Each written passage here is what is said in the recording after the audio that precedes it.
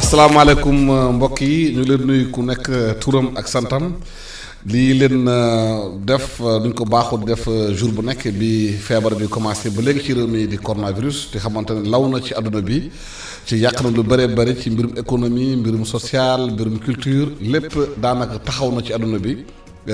ba ci makkatam karam xamante ne foofu la jullit yi di dem di jaamu ba ca église ba ci Rome fépp taxaw na loolu nag indi na njàkkare ci réew bi ñu continué nag fii ci ITV iRadio eMedia point sn di sensibiliser nit ñi ci feebar bi di leen wax ba léegi feebar bi lu am la parce que am na yu bëri yu ci faatu boo gisee li xew France li xew Italie li xew Espagne li xewoon Chine ak li xew États-Unis léegi nit ñi war nañu jóg seen bopp xam ne feebar bi du caaxaan ñëpp war nañu mën a jël li docteur yi digle ñu def ko moo tax ñu ko faral di def di accueillir fii ci studio bi ministre des sports monsieur Matar Ba den ak tamit professeur Iyane Sow microbiologiste muy chef département bactériologie virologie bu faculté des médecines du UCAD fii ci Sénégal lépp nag lu si jublu mooy continuer di sensibiliser nit ñi nga xam ne feebar bi bàyyiwul kenn xam ngeen tey sax ci suba si nee nañu premier ministre Grande-Bretagne kii di David Johnson moom si boppam am na problème maanaam feebar bi dal na ko ba ñu hospitalisé ko xam nga loolu bu dalee ñooñu xamante ne ci kaw la ñu nekk ku nekk suuf war naa xalaat ne boppam xalaat moytu feebar bi bu ñu invité ministre des sports nag Matar Ba ak kii di professeur Thiam pour waxtaan encore ci feebar bi wax nga am sport lu am solo la adduna bi yëpp ñëpp xam nañu football am na solo loolu ci adduna bi ndaxte ay milliards yu mu généré yeneen sport yi basket yëpp xeetu sport bu nekk te sport daa baax ci nit ci xamante ne ci tàggat la woon waaye tàggat bi bu ñu ko weesoo am na tamit koppar yi nekk ci biir sport bi monsieur le ministre fii ci Sénégal championnat yi dafa mel ni arrêté na lépp arrêté na ndax coronavirus bi yan matuwaay gën jëlagum par rapport ak ñooñu xamante ne si sport bi dañu gën a wékk seen i yaakaar di ci dundal seen i njaboot. jërëjëf Alassane maa ngi lay nuyu di nuyu waa rajo yëpp waa ITV di leen gërëm ci taxawaay bi ngeen am ci réew mi ci wàllu wii nga xamante ne moom mooy li préoccupation première u sénégalais yëpp muy xeex lor gi nga xamante ne moo nekk ci réew mi ñu di ko wax coronavirus. di nuyu professeur Sow di commencer par jaale waa Sénégal ci génn àdduna Pape Diouf. mais it génn àdduna Golbert Diagne ñoom ñëpp bokkoon ci suñu famille sportive ci Sénégal ñëpp am ci ñoom cër yàlla moom leen ñu leen di ñaanal yàlla xare leen àjjana di leen jaale di jaale waa Sénégal yëpp li nga wax lu am solo la xam nga lu jëm ci wàllu tàggat yaram am na ay jamono po rek la woon ku am jot def ko ku mu neex nga def ko waaye dem nañ ba jamono dox ba lépp lu jëm ci tàggat yaram lu ci gën a bari au-delà du sport au-delà de l'activité physique dafa nekk une économie nag moom mooy am na ay koppar yoo xamante ne dugg na ci koppar a koy doxal tey ñépp xam nañ ne lu jëm ci wàllu tàggat yaram c'est une machine économique bu puissante booy jël li nga xamante ne moo xew ci bitim réew suñu doomu réew yi nekk ci club yooyu ñu naan ay milliards la ñu fayeeku du ay dem rek ci stade bu amul benn nit taxaw fa di jongante dafa am lu mu àndal muy liggéey boo xamante ne mooy andi koppar yu tax ñu mën a fayeeku loolu boo ko transféré andi ko ci réew mi it am na lu bees lu dugg ci suñu wàll tàggat yaram parce que booy xool charte yi li ñuy wax mooy tàggat yaram lu amateur la ci réew mi waaye dañ ci dugal lu bees liñ ci dugal te mu war a am fukki at fi ñu toll nii moom mooy ligue professionnelle de football nga xam ne day dajale ay nit di créer ay emploi di dugal ay koppar pour que mu mën a dox loolu it basket war na ko laal na ci basket laal na ci handball loolu li muy tekki rek moom mooy taxawaay bi noo def mu am un impact ci li nga xamante ne moom mooy discipline yooyu impact yooyu nag évaluation yi ñi mu concerné ñu ngi ci am na ay firnde yu ñu ci am na it taxawaay boo xamante ne réew mi dina ko ci am parce que ni réew mi téye transport téye ko yeneen pàcc yi ba du laal suuf noonu lay téye tàggat yaram parce que tàggat yaram ni ma la ko waxee léegi nekkatul po waaye dafa bokk ci li nga xam ne day accompagner le développement économique et social. li nga xamante nag mënuñ ko ñàkk a wax mooy rafetlu taxawaayu famille sportive parce que bokk nañ ci ñi njëkk a taxaw seetlu xam ne arrêté compétition yi moom mooy gën parce que bu ñu ko arrêté dinañu wàññi mobilisation yi ci làmb wala ci yeneen i mbir dugg ci sensibilisation ba pare dajale ay koppar dem jox ko ñi nga xamante ne ñooy jiite réew mi pour que muy contribution la famille sportive ci lutte bi nga xamante ni lutte la moo am Sénégalais yépp ñoom ñoo ko song kon Alassane damay rassurer rek la famille sportive te xam ne lépp loo xamante ne taxawaay la réew mi dina ko taxaw ba nga xamante ne lépp loo xamante ne tàggat yaram la du dellu gannaaw du nërmeelu waaye bu lépp dellu see ci jàmm ba ñëpp commencé waat seen i activité sport aussi dina continuer ay activité professeur Yane Sow yow médecin nga da ngay liggéey ci maanaam biologie microbiologie ak surtout virologie benn virus bu ndaw tey àdduna yëpp lan moo tax virus bi soxore noonu. Alassane maa ngi lay gërëm ci invitation bi di nuyu monsieur le ministre Matar Ba di nuyu itam ñiy déglu ak ñiy seetaan maa ngi massawu askanu Sénégal ak àdduna bi yëpp sax comme ni nga ko waxee ndax virus bi sonal lëmbe àdduna bi comme ni ñu koy waxee loolu pour ñu xam kay il faut ñu delluwaat tuuti ci virus mooy lan. virus doomu jàngoro la boo xam ni dafa nekk ci àdduna boppam àdduna boobu ñu tuddee ko monde microbien mu bokk ko ak yeneen doomu jàngoro yu ñuy wax parasite yu ñuy wax champignon microscopique ak yu ñuy wax bactérie nga xam ne kenn du leen gis ak bët il faut nga am ay jumtuwaay bu ñu tuddee microscope nga mën leen xool virus nag li ko màndargaal moo ni mënul développer boppam di juddu lu dul ci biir cellule ay pepp la yoo xam ni ñooy composé organes yëpp te nit am na cellule yu bare bare donc loolu tax ñuy wax nit ñi ni virus bi mënul déplacer boppam jóge Chine ba ñëw fii il faut mu dugg ci nit multiplier wu nit ki voyage mu mën ko yóbbu loolu tax mu doy waar virus dafa nekk loo xam ne aussi yenn saa yi mu soppeeku di subir li ñuy tuddee mutation maanaam ci biir yaramam day am lu koy luy changer jox ko ay caractères yu bees te dafa mel na loolu moo dal suñu virus bu bees bi virus bu bees lañ ko tuddee mais famille bu ñu xam la depuis bu yàgg ñu ngi wax ni am na lu mat ñeent fukki espèces ci biir famille boobu 2003 2004 lay gën a feeñ ci joxe ay feebar yu garaaw ca fële ci Chine donc virus lu kenn dul gis la mu am ay jumtuwaayu boppam te li garaaw ci moom mooy bu duggee ci cellule day comporté wu comme pirate de l'air c'est-à-dire day détourner cellule bi di ko liggéeyal ba mu fa jur ci biir cellule bi après yi mu jur génn dem dugg ci yeneen cellule ñu continuer def seen liggéey loolu tax mu graaw te comme kenn du ko gis aussi mbir mu doy waar waaye nag virus li muy graaw li ñu xam moo ni am na feebar yu bare yoo xam ne virus moo koy joxe te du joxe feebar yu graaw yenn saa yi nit ñi wér si te kenn du leen fa di nga gis nit am fi grippe continuer ak moom du sax jël garab ba wér lu ëpp ci virus yi seen feebar noonu lay demee mais am na si yoo xam ne nag mën na grave li ñu xam itam mooy virus dafa sensible ci yenn facteurs yi ak yenn facteur physique wala chimique lu mel na saabu par exemple loolu tax ñu wax nit ñi nañ jëfandikoo saabu fu ñu toll du caa génn dañu tilim wala dañu war set rek mais saabu day nërmeel yenn virus yi surtout comme coronavirus bii nga xam ni moom la ñu gis lu mel na alcool moo tax ñu utiliser boo amul ndox ak saabu nga jëfandikoo solution hydroalcoolique loolu aussi day nërmeel nga jégal ma day nërmeel virus yi tàngoor day nërmeel virus waaye bu ñuy wax tàngoor parce que dégg naa lu bare ñu si wax naan kon ñun lu tax ñu nekk si dëkk yu tàng yi ba pare du ñu am. tàngoor si ay 50 degré 60 degré 60 jëm kaw. kooku te loolu voilà ëpp na tàngoor yu ñuy gis nii. moo tax il faut nit ñi def attention ci yi ñuy wax waaye antibiotique moom virus dafa résistant ci antibiotique moo tax kenn du jëfandikoo ay antibiotique donc loolu daal moo caractériser ay virus doomu jàngoro yi nag ku si ne am nga sa ay armée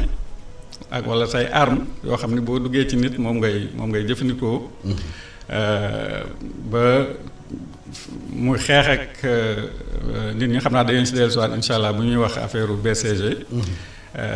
bu fekkee ne nag virus bi gagné na fa la feebar bi commencé. mais lan moo tax virus bi coronavirus mu gaaw a law mu gaaw a contaminé xam nga boo laalee buntu sax bu ne kii bu ko feebaroon laal ko mu kii la mu attaqué la. waaw man dama koy delloo ci li ma doon wax mutation mooy ci gène doomu jàngoro bi maanaam ci biiram. soppeeku bu muy def daf koy jox caractère yu bees caractère nag mën na ne lu ne te foog nañ ñu caractère yu bees yooyu bokk na si gaawalaw bi bokk na si soxaraay bi ñu gis ci moom nga xam ni yenn nit ñi bu leen dalee dina leen sonal ba faat si ñu bëri ci àdduna bi. monsieur le ministre virus bi nag taxawal na lu bëri ci àdduna football bi am na solo lamb ji am na solo sport yëpp pratiquement ils sont à l'arrêt Sénégal bu ñu xoolee fii mbirum sport dafa amoon doole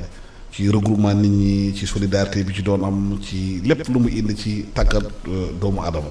ñi nekk ci monde sport bi ñoom dañu yore ay xëy na ay kër yore aussi entreprise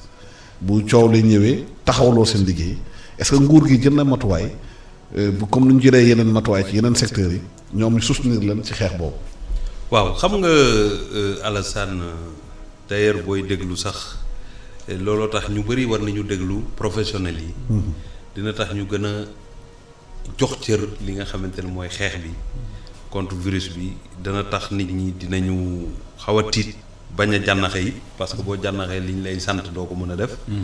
mais di nga jox cër bu baax xam ne lii nga xamante ne mooy Covid 19 du ay caaxaan te ku bëgg sa réew day doon farata nga bokk ci xeex bi ba jëfe li waa kër docteur yi wax. looloo tax. may gërëm bu baax d'ailleurs le personnel de santé di gërëm le ministre Diouf Sarr nga xamante ne moom itamit guddeeg bëccëg mu ngi ci di béy waaram na ko Sénégal yëpp jàppale ku nekk def yëf yi sa xeex jàppale kilifa réew mi it su ko defee ñu mën a génn ci jafe-jafe yi donc pour dellu si ci wàllu tàggat yaram comme li nga wax léegi rek moom moo am tey boo demee ci football professionnel ay entreprise la nga dem ci promoteur de lutte yi dañuy am ay projet sportif nga dem ci yeneen discipline yi pareil au-delà de l'épanouissement des populations yi nga xamante ne ku ci nekk da nga daan toog waxtu jot nga dem seetaani tàggat yaram bi la intéressé kon su lépp taxawee rek dana am conséquence bu am doole dina am impact ci secteur boobu ku déglu nag discours président de la République bu ko yemale rek ci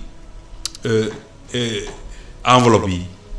c'est plus global loolu ay indication la ci li nga xamante ne effet immédiat bu ñu ci jógul léegi conséquences yi lay am mais le secteur sport aussi se prendra en charge loolu bëgg naa nit ñi xam ko moo tax ma ne dañuy dalal xel yi ñi nga xamante ñooy acteurs sportifs yi la ligue professionnelle def nañ seen étude analyser impact yi xam nañu xayma bi te jumtukaay yi moom mooy bu ñu la dénkee département buy dox da ngay ànd ak moom muy dox waaye bu amee ay jafe-jafe yi da ngay ànd ak moom pour trouver solution yi nga xamante ne moom mooy tax donc du nekk une chose individuelle boo xamante ne chaque discipline nii la ñu koy gérer dañ koy analyser sectoriellement mais après ñu fondre ko bu ñu ko fondre nag xool effectivement les moyens du département parce que toute la programmation n'oublions pas que dañu nekk ci budget programme ci ñetti at suñu demee ba xool xayma ko ba fixé ko defe naa ne ñun ci suñuy jumtukaay rek ci suñu département lu ci bëri sax mën nañ ko régler suñu bopp te loolu du génn plan xeex bi nga xamante ne président Macky Sall moom la yëkkati pour suqale secteurs yi yëpp ba benn secteur du ci tëdd parce que en réalité Alassane kenn warul a tiit parce que le discours du président de la République discours la boo xamante ne c'est un discours inclusif amul ku mu bàyyi du béykat bi du ki nekk ci tàggat yaram du pêcheur bi du kenn li muy sumb ci xeex mooy naka la ñuy def ba secteur de la presse ñeneen ak ñeneen yëpp ku ci ne même boo yëgee impact bi du nekk impact boo xam ne daf lay nërmeel c'est que nag dans un discours mënoo citer ñëpp. ñu bëri nag bu ñu déggul rek ñu ne secteur sport dañuy jàpp ne sport dañ ko fàtte waaye nag. ay la yéwén wala xayma woon sport bi tey. ay la yéwén parce que tey boo xooy la ligue professionnelle. première lecture bi ñu am te ñu jot document yi mu ngi toll ci 1,3 milliard. 1,3 milliard. voilà loolu la ñu soxla. xam nga loolu. impact bi. impact la boo xamante ne mu ngi fi mais particularité nag sportu Sénégal mooy. même bu Covid 19 amul. c'est l'État du Sénégal le premier bailleur de fonds ci lépp lu ñuy def ci ay subventions pour la promotion mais aussi ci jël en charge tout ce qui est compétition internationale. Donc ñun en réalité à part des ressources additionnelles yu ñu mën a jox benn secteur pour que emploi yi pour que ñu continuer niveau bi ñu nekkoon du ñu ko wàcc bariwul secteur yoo xamante ne dina laaj sax c'est tant d'effort comme ni mu dalee ci transport ak yeneen. parce que suñu niveau sport fi mu toll la fi ñu toll ci professionnaliser suñuy discipline sportive fi ñu toll la. mais en tout état de cause ku nekk war naa nangu ne président Macky Sall jox na dayoo wàllu tàggat yaram loolu rek firnde la ne lépp luy conséquence négative ci lii nga xamante ne mooy Covid 19 bi dal ci tàggat yaram. ñun d'abord dinañu ko saafara ci suñu wàll lépp loo xamante dafa dépassé nag ñun suñu kattan ci fi ñu nekk ñu dinañ ko wuti feneen parce que un budget su amee ay conséquences yu mel ni un budget peut être réaménagé pour jël ressources yi yóbbu ko feneen boo xamante ne dana tax yow liñ la dénk du daanu. xam am aussi beneen sport bi nga xamante ne loolu ay mbir la yoo xamante ne ñu ngi ci. lu mel ni làmb sport privé la ay privé ñoo duggal si xaalis organiser ay làmb te ginnaaw làmb ji am na écurie. écurie am na xam ne ay champion lañu am na xale yu bëri nekk seen ginnaaw xam nga aussi genre soupape de sécurité sociale la. suñu bëri si ñoom. même bu fekkee ne ñoom ay privé lañu est-ce que am na benn spécificité bi nguur gi jël pour jégleel ñooñu. xam nga loolu génnul. li nga xamante ne plan de résilience bi ñuy wax économique et social tey les écuries de lutte il faut que nit ñi aussi comprendre loolu boo jëlee li nga xamante mooy entité sportive yi dans les pays développés bokkul ak ñun. parce que xam nga tey écurie am na mais gisuma ne écurie yi dañuy fay impôt dañuy jaar fi nga xamante mooy charte yi nga xamante ne. amuñu kayit dara. aw kayit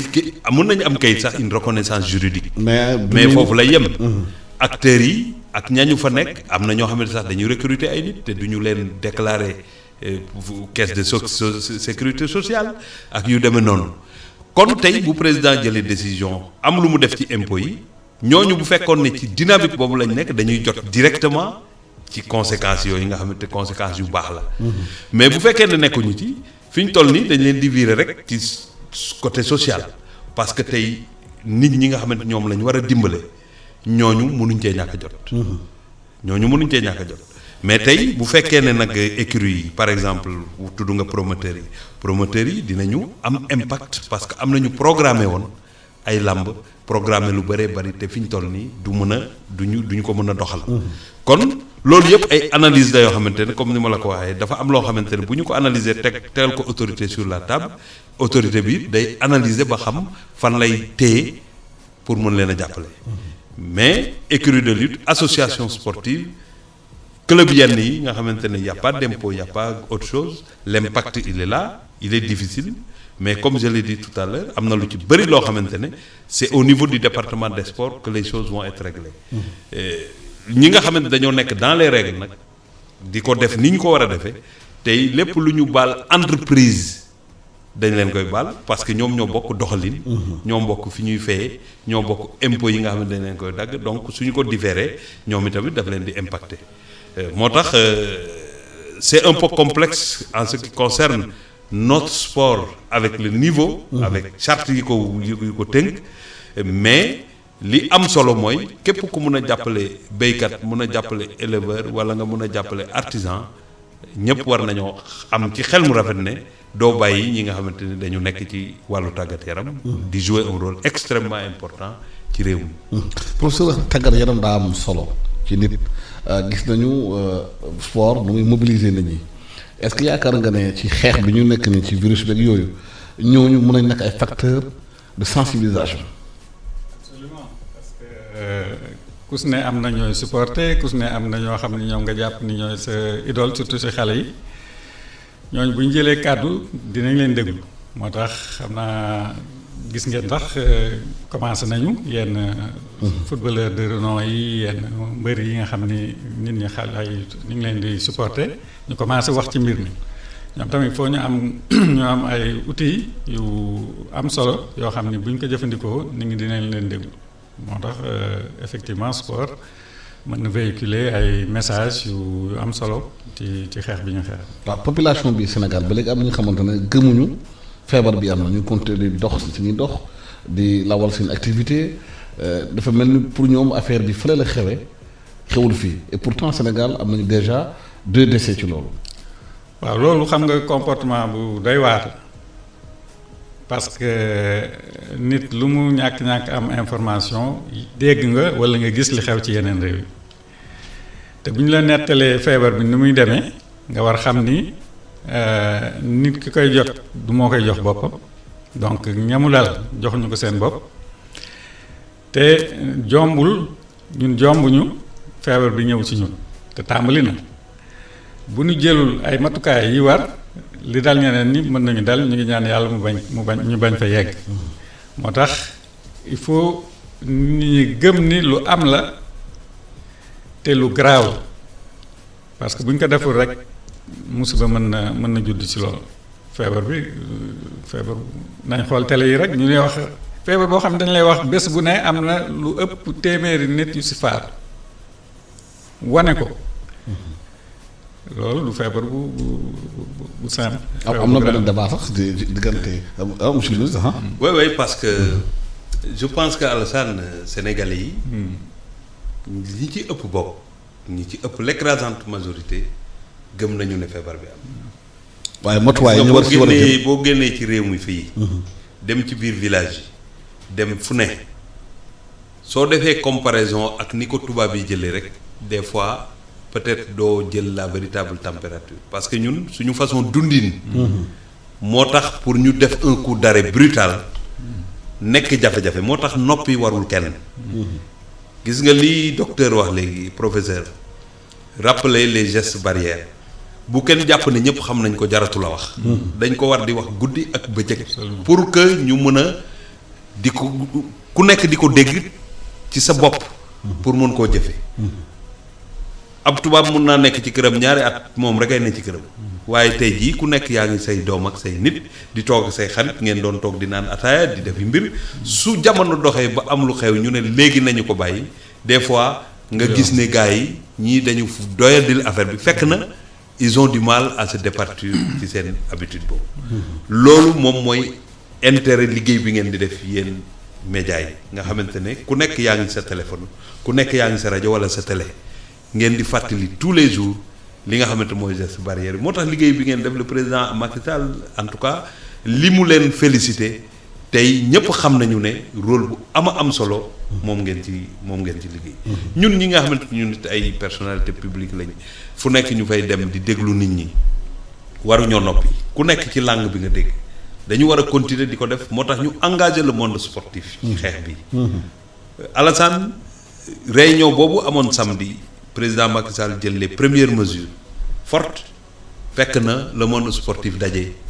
ne ñoom du ñu nangoo nekk ñii fi virus bi nar a jaar pour tas ci réew mi dañuy arrêter toutes les compétitions sportives. moo tax ma leen di sant leen gërëm gis nga nit boo nekkee ci face say responsabilité da nga koy assumer. moo tax jour bi président jëlee mesures yi à 15h fekk na le monde sportif pare ne on arrête tout donc loolu. moo tax tey muy le mouvement associatif le nawetaan ak ñeneen yëpp ñu ngi sur le terrain ci comité départementaux yi de lutte contre les épidémies pour porter la bonne parole parce que ay porteurs de voix lañ mën a waxtaan ak askan wi pour ñu xam ne raxasu bañ a jege nit ki lu mot mètre wala mooy toolaal sa xar kanam ak say loxo loolu lépp bokk na ci li nga xamante ne daf lay aar pour que jàngoro bi bu dul sax yow doo ko jox sa njaboot doo ko jox say xarit loolu nag dëkk ci baax na collectivité territoriale yi ne ci defe naa ne nii ñu àndee su ko nit ñi continuer nangu cee dox nangoo déglu autorité sanitaire yi nangoo déglu le pouvoir public par rapport aux mesures prises pour yàlla dinañu dimbale ñu mën lii nga xamante mooy Covid-19. parce que ñun suñu salut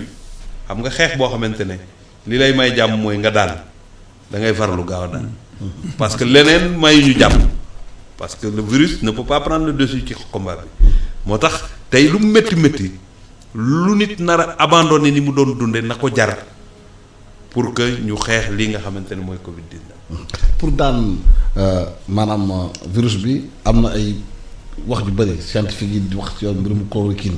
ñi di wax mbirum niwaakinine. gis nañ fi yenn réew Afrique yi sax ni ñu dawee ci pharmacie yi di ramasser niwaakinine bi ak chloroquine bi. débat boobu yéen scientifique sénégalais yi gaa docteur Seydi nee na commencé na ko def moom ci protocole bi nga xamante ne mu ngi faj nit ñi na ngeen ko jàngate. waaw man de affaire chloroquine damay fàttali ni chloroquine garab bu yàgg la. benn façon chloroquine moom la ñu tuddee nivaquine. daa doon ko jël di ko faje sibiru di si def sax prévention. bi ñu demee ba gis ni doomu jàngoro bi dafa am résistance c'est-à-dire garab gi mënatu ko faj ci lañ ko génne wut yeneen. donc garab bu yàgg la. maa ngi naan la coronavirus bi mu génnee 2003 ba commencé sonal nit ñi dafa am ay gëstukat yu continuer di ci gëstu. pour xam famille boobu yan garab ñoo leen mën faj am na si ñeewam ñu gisoon ni chloroquine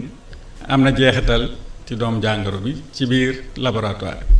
donc bi lii ñëwee daf si am ñoo xam ni dañu farluwaat ni comme gisoon nañu loolu nañ xoolaat chloroquine nan la mën demee. am ñu ko commencé essayer ci ay nit gis ni am nañ si résultat ki si gën a siiw mooy professeur Didier Raoult bi nekk Marseille.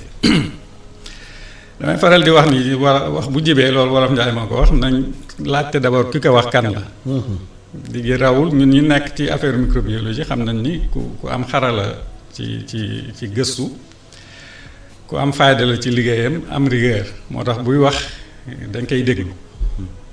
donc moom bi mu tàmbalee wax ji dafa jib surtout ci France ñu ni waruñu ko tàmbali jëfandikoo ci nit ñi te defuñu procédure bi nga xam ne moom lañu yàgg def ci ay garab balaa ñu koy valider en tout cas man li ma jàpp moo di ni procédure boobu c'est vrai loolu la ñu war def maanaam essayer ko ci laboratoire yi def ay protocole ba ñu valider ko comparer ñoo xam ne jël nañ ko ak ñu ko jëlul seet résultats yi soog koy jëfandikoo mais problème bi am mooy du garab bu bees garab bu ñu xamoon la benn ñaar nee nañu ci njëlbeen amuñu garabam bu koy faj donc boo gisee loo xam ne am nga yaakaar ni moom te xam nga garab bi est-ce que da ngay xaar bàyyi nit ñi ñuy faatu bañ jëfandikoo garab boobu. waaw parce que jërëw dafa ne moom mënul seetaan nañu di dee noonu raisonnement boobu la def te dama si ànd ak man te kenn du leen faj. waaw ñu génnewaat ni attention garab bi dafa am ay effets secondaires. maa ngi wax ci benn audio ma ne amoon nañu benn prof bu ñu doon wax ni bu ngeen amee garab te amul effet secondaire xam leen ne du garab. ndax garab dafa am activité. te garab boo jëlee dose bu ëpp li nga si war jël mën na la faagaagal. aspirine moom la ñu gën a boole ci garab yi nga xam ne fu la neex nga jënde ko waaye boo si jëlee dose bu ëpp li nga si jël dina la sonal. loolu tax wax ji ni kur ci àdduna bi. ku ne jël sa ay position waaye chloroquine am na effectivement activité ci coronavirus ndax li ñuy wax xale yi aussi ñuy jàngal mooy garab dinañ ko mettre en place pour benn feebar waaye bu ñu seetloo dina am njëriñ aussi ci beneen feebar. loolu tax ku si xamul loolu di nga wax leneen. mais dañoo gis tamit Sénégalais yu bari di daw ci pharmacie yi. waaw fa laa jëmoon nii. c'est-à-dire que chloroquine li ñu si wax mooy mën na faj walla am na jeexital ci doomu jàngoro bi mais ku amul doomu jàngoro bi loo koy jëlee doy jarul ñaareel bi ñu ni am na noo koy jëlee mën na la gaañ donc il faut mu ne prescription médicale ba pare ñi la koy jox surveiller la pour mu bañ la gaañ donc jarul daw ci pharmacie yi di ko wuti loolu vraiment ñi koy def def nañu erreur il faut ñu xaar ba mu ñu testé leen mu wóor ni am nañu doomu jàngoro boobu duñu xaar sax ñoom ñu koy laaj médecins yi ñoo leen koy bindal wala fa ñu ne ñu am ko ñu defal leen ko surveiller leen. donc jarul dem di ko wuti ci pharmacie. monsieur le ministre chloroquine bi coow li bëri woon na fii Sénégal amoon na benn usine bu ko doon defal Sanofi la nekkoon après waa Médicis jënd ko usine bi nag am ay jafe-jafe doxul woon benn moment nguur gi tase woon na ak ñi nga xam ne dañoo yoroon usine pour xool ndeg mun nañu dekkalaat usine bi mu continuer defal chloroquine foo leen toll ci loolu. waaw loolu nag dégg ngeen ci le ministre de la santé recevoir na les différents acteurs et le processus est en marche defe naa ne Sénégal moom jafe-jafe yooyu comme autorités yi commencé nañ koo jël en charge waxtaan ak ñi nga xamante ñooy les différents acteurs war nañoo rafet njort ne fi ñu jëm ni problème mu chloroquine ak yooyu bu fekkee ne moom mooy le seul médicament bi nga xamante mooy sauver nit ñi du doon luy jafe mais au-delà de usine boobu dégg ngeen la directrice de la pharmacie nationale d'approvisionnement di rassurer nit ñi nañu ñaan yàlla rek jox dëgg di jërawul ak loo xamante ne dina nekk à la portée de tout le monde pour que ñu mën a saafara li nga xamante ne mooy jàngoro bi man Alassane du ma technicien du ma mais li ma ci xam moom mooy tey préoccupation Sénégal même monde bi sax la ñuy wax benn préoccupation la ñu am mooy li nga xamante ne moo dal ci àdduna bi nekk lu kenn mënta gis ba pare bloqué lépp boo génnee fii dajeek nit ñi rek nga xam ne ku nekk yaa ngi dund ak njàqare heureusement pays yu mel ni Sénégal pays ñu ci gën a bëri ay way gëm lañu seen foi dina leen permettre sax yenn choc yi duñu ko am waaye religion bu ñu mënti bokkit fekk na mu jot a wax ci lu mel nii bu amee ban comportement la ñu war a am loolu daf ñuy revenir loo rek ci li nga xamante ne moom mooy rapport yi ñu war a am ak ni ñu war a dundee pour mën a mucc ci li nga xamante ne mooy feebar bi bàyyi nag scientifique yi ñu nga xamante ne ñoom ñoo ci ne ñu def seen liggéey li jàdduwul mooy li président wax ci discours am mooy stigmatisation tey du hasard nga toog nii dànd ñun ñëpp plus d'un mètre loolu yëpp respect la pour li nga xamante ne moom la autorité sanitaire yi wax ñu jëfe ko kon tey foofu nga toog noonu ñuy waxtaan professeur Sow toog fa la ñuy waxtaan loolu mooy muccloo nit ñi ci mbir yi mais bu ñu jege yaatoo woon moins d'un mètre di wax defatuñ li nga xam moom la ñu digal te lu ne mën nañu ci fekk donc tant que ñu ngi respecté lii nag bu ñu jàpp di wër ay cas wala ñuy stigmatiser ay nit ñu mu daloon wala nit ñu muy waaj a dal te kenn mënu ko xam loolu baaxul ci xeex bi nga xamante moom lañu képp ku mu dal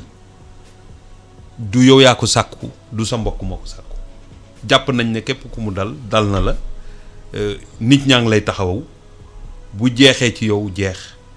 te loolu moom moo war a nekk taxawaayu képp ku nekk sénégalais ku nekk dafa war a am respect ci sa moroom ci ñi mu dal ak ñi mu dal ensemble avec les pouvoirs publics ensemble avec les autorités sanitaires gëm nañu ne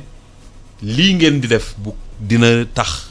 lépp lu ñuy wut ci doole ñu am ko pour que Covid-19 bi nga xamante ne sonal na nit ñi mën a disparaître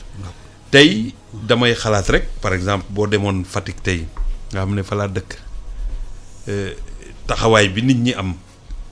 ci société boo xamante ne ñëpp xam nañ ne ensemble lañ doon vivre suñ demee ba di respecter la distanciation sociale di respecter comme ni nga ko waxee it lu am solo la. c'est professeur Sow raxasu bi du caageen da nga tilim moo tax ngay raxasu parce que ñu bëri jàpp nañ ne comme sa loxo tilimul jarul ngay raxasu. raxasu bi visé wul sa tilimaay mais li muy visé. mooy virus bi. nga xamante ne moom mën na taq ci say loxo. nga laal sa gémmiñ wala nga laal sa bët wala nga laal say nopp. moo tax ñu naan fu ci sa xel demee rek fépp foo taxaw sa xel dem ci te nga laal mbir raxasul loolu bokk na ci li lay dimbale. kon loolu ñu ngi koy wax ci séeréer fa ñu dëkk. ñeneen ñi di ko wax ci pulaar ñeneen ñi di ko wax ci wolof ñeneen di ko wax yeneen làkk. loolu daal lay ñaan sénégalais yi surtout le mouvement sportif. ak les porteurs de voix ñu bañ a tàyyi di ko wax. parce que sénégalais dafa miin lu mu wax tey wax ko suba day jàpp ne ñëpp jàpp nañ ko ci njortam bu rafet. ñu fàtte ko. te dañu koy fàtte. dañuy bàyyi ndeku. kon comme ni président wax, ne baissons pas la garde. continuons à sensibiliser. waaw ñun dem Mbour Mbour xam nga ne deuxième ville sénégalaise bu bari sport la bu yëngatu la ñu fekk fa Alioune Kane muy suñu correspondant ci Mbour Aliou Kane foofu ci Mbour naka la sportif yi yëgee coronavirus bi. waaw Alassane ñu ngi lay nuyu di nuyu monsieur le ministre Matar Ba ak le professeur Yann Sow. wàllu coronavirus bi fii ci diwaanu Mbour ci wàllu sport maanaam am na ay conséquences yu bare bare yi nga xamante ne mën nañ ko ci lim mais quelques-unes rek lañ ciy jéem peut-être wax bon conséquence bu njëkk bi bon c'est évident parce que dañoo interdire les rassemblements et autres donc entraînement collectif amatul. moo tax équipe yi am na ñoo xamante ne ñoom dañoo libéré carrément seen joueurs ne leen daal nañ dem tëri maanaam bàyyi sport bi moom dañ ko tegagum ci suuf mais am na yeneen équipe yoo xamante ne donte libéré wuñ seen joueurs dañ leen di imposer entraînement jox leen ay recettes entraînement individuel mais même loolu problème bi ñu jànkonteel mooy ne amuñu sax fi ñu ko defee parce que kër yi mënoo ko fa defee terrain yi aussi également stade moom waxu nopp ba tax na daal li ñu mën a wax daal mooy ci première conséquence bi nga xamante ne mën nañ ko ci wax mooy sport bi daal fii dañ ko teg carrément ci suuf muy li nga xamante ne it ñi nga xamante ne waxtaan naa ak ñoom depuis même épidémie bi wala pandémie bi commencé ba nigi ni même jusqu'à hier li ñu may wax mooy conséquence bi c'est mooy lu gën a terre à terre mooy xam compétition su amul moom performance bi dafay wàcc. Travail de groupe aussi su amul comme niñ ko interdire rek consigne de prévention yi ñu joxe loolu it day am jeexital ci wàllu performance joueurs yi te Mbour comme ni nga ko waxee rek dëkk la boo xamante ne bu am dooleel ci wàllu football déjà soo jëlee région de Thiès bi rek 4 équipes ñu ngi Ligue 1 waaw muy li nga xamante ne aussi mat na ñu souligner ko Stade de Mbour Petite Côte CNEPS Excellence Jàmbaar bi nga xamante ne moom institut la maanaam école de formation la. Bi nga xamante ne sport ak étude lay def te naturellement comme que école la te dañoo tëj école yi moom it ak rassemblement ak ñoom it seen moom it du mën a fonctionner muy ay rëq-rëq yi nga xamante ne gis nañ ko muy beneen mbir bi nga xamante ne mën nañ ko waxaat mu jëm ci payoor bi xam nga équipe bi ay entreprise lañ dañoo yore ay joueurs yi ñu am seen contrat bon bi ma laajtee nag tout au début ba nigi ni dañoo ne comme que ay contrat lañ yor ñoom mun leen ñàkk fay donc dañ leen di fay loolu lañ ma wax muy entraîneur rek les dirigeants de club et cetera mais problème bi ñu posé mooy ñoom bi nga xamante ne bii daal coronavirus amul léegi dañoo amoon problème pour fay les joueurs léegi su coronavirus amee ñoom naka la ñuy def pour fay joueurs yi sur le principe ils sont d'accord mais problème bi ñuy posé mooy mbir moomu bon ba tax na sax am na question bi nga xamante ne wax nañ sax na quelques questions naa leen ko yeggale monsieur le ministre pour ñu xool si fànn woowu lan ban ndimbal la ñuy jël pour gunge ko les clubs parce que club aussi c'est des entités professionnelles privées waaw ay entreprises lañ comme ay mesures yu ñuy jël de façon globale ñoom it spécifiquement pour les clubs ban accompagnement la ñuy jël pour club yooyu par rapport ak loolu. beneen question aussi bi nga xamante ne bëgg nañu ministre bi tontu si su mënee nekk mooy reprogrammation match yi naka lay demee maanaam compétition yi xam nga dañ ko arrêté mais léegi après coronavirus naka lay demee am na ñoo xamante ne ñoom dañoo dem sax ba proposer quelques solutions comme comme le Stade de Mbour par exemple ñoom dañoo ne mën nañ proposer ñu reprendre championnat yi carrément parce que affaire bi dafa chamboulé ba nga xamante ne suñ ko bëggee jël day fausser le calcul te déjà nee nañ Sénégal pour mu respecter rek calendrier CAF rek loolu problème bu mag la ñeneen tamit am na yeneen xeetu proposition bëri na mais peut-être benn proposition laa si limaat muy par exemple équipe yi bañ a wàcc Ligue 2 maanaam bañ a wàccaat daal parce que xam nga su fekkente ne aj nañ match bi championnat yi ñu ne daal dañ koy reprendre ñi nga xamante ne ñu ngi woon Ligue 1 ñoom du doon problème mais ñi nga xamante ne ñu ngi Ligue 2 dañuy am problème desaat ci même classe bi suñu ko mënee waxee noonu ba beneen saison ñu reprendre beneen compétition c'est-à-dire dañoo bëgg rek points yi fi ñu yem ñu jël loolu considérer ko ñi nga xamante ne waroon nañ jàll Ligue 1 ñu jàll ñi nga xamante ne waruñu woon jàll ñu bañ a jàll bref c'est des propositions yoo xamante ne joxe nañ mais dañoo daal ministre bi moom mooy ndeyu mbir gi mën na leen jox ay propositions yoo xamante ne mën na baax ci ñoom. bon am na it benn proposition bu am solo bon loolu sax proposition mais dañoo adhéré rek ci li président Macky Sall wax mooy 70% yi nga xamante ne dañ ko war a fay salaire yi ñoom ñu ne ñoom it loolu bëgg nañ ko def te dañuy woo sax toutes les équipes tous les clubs ñu jéem a xool nan la ñuy defee noonu parce que dañoo ne xam nga football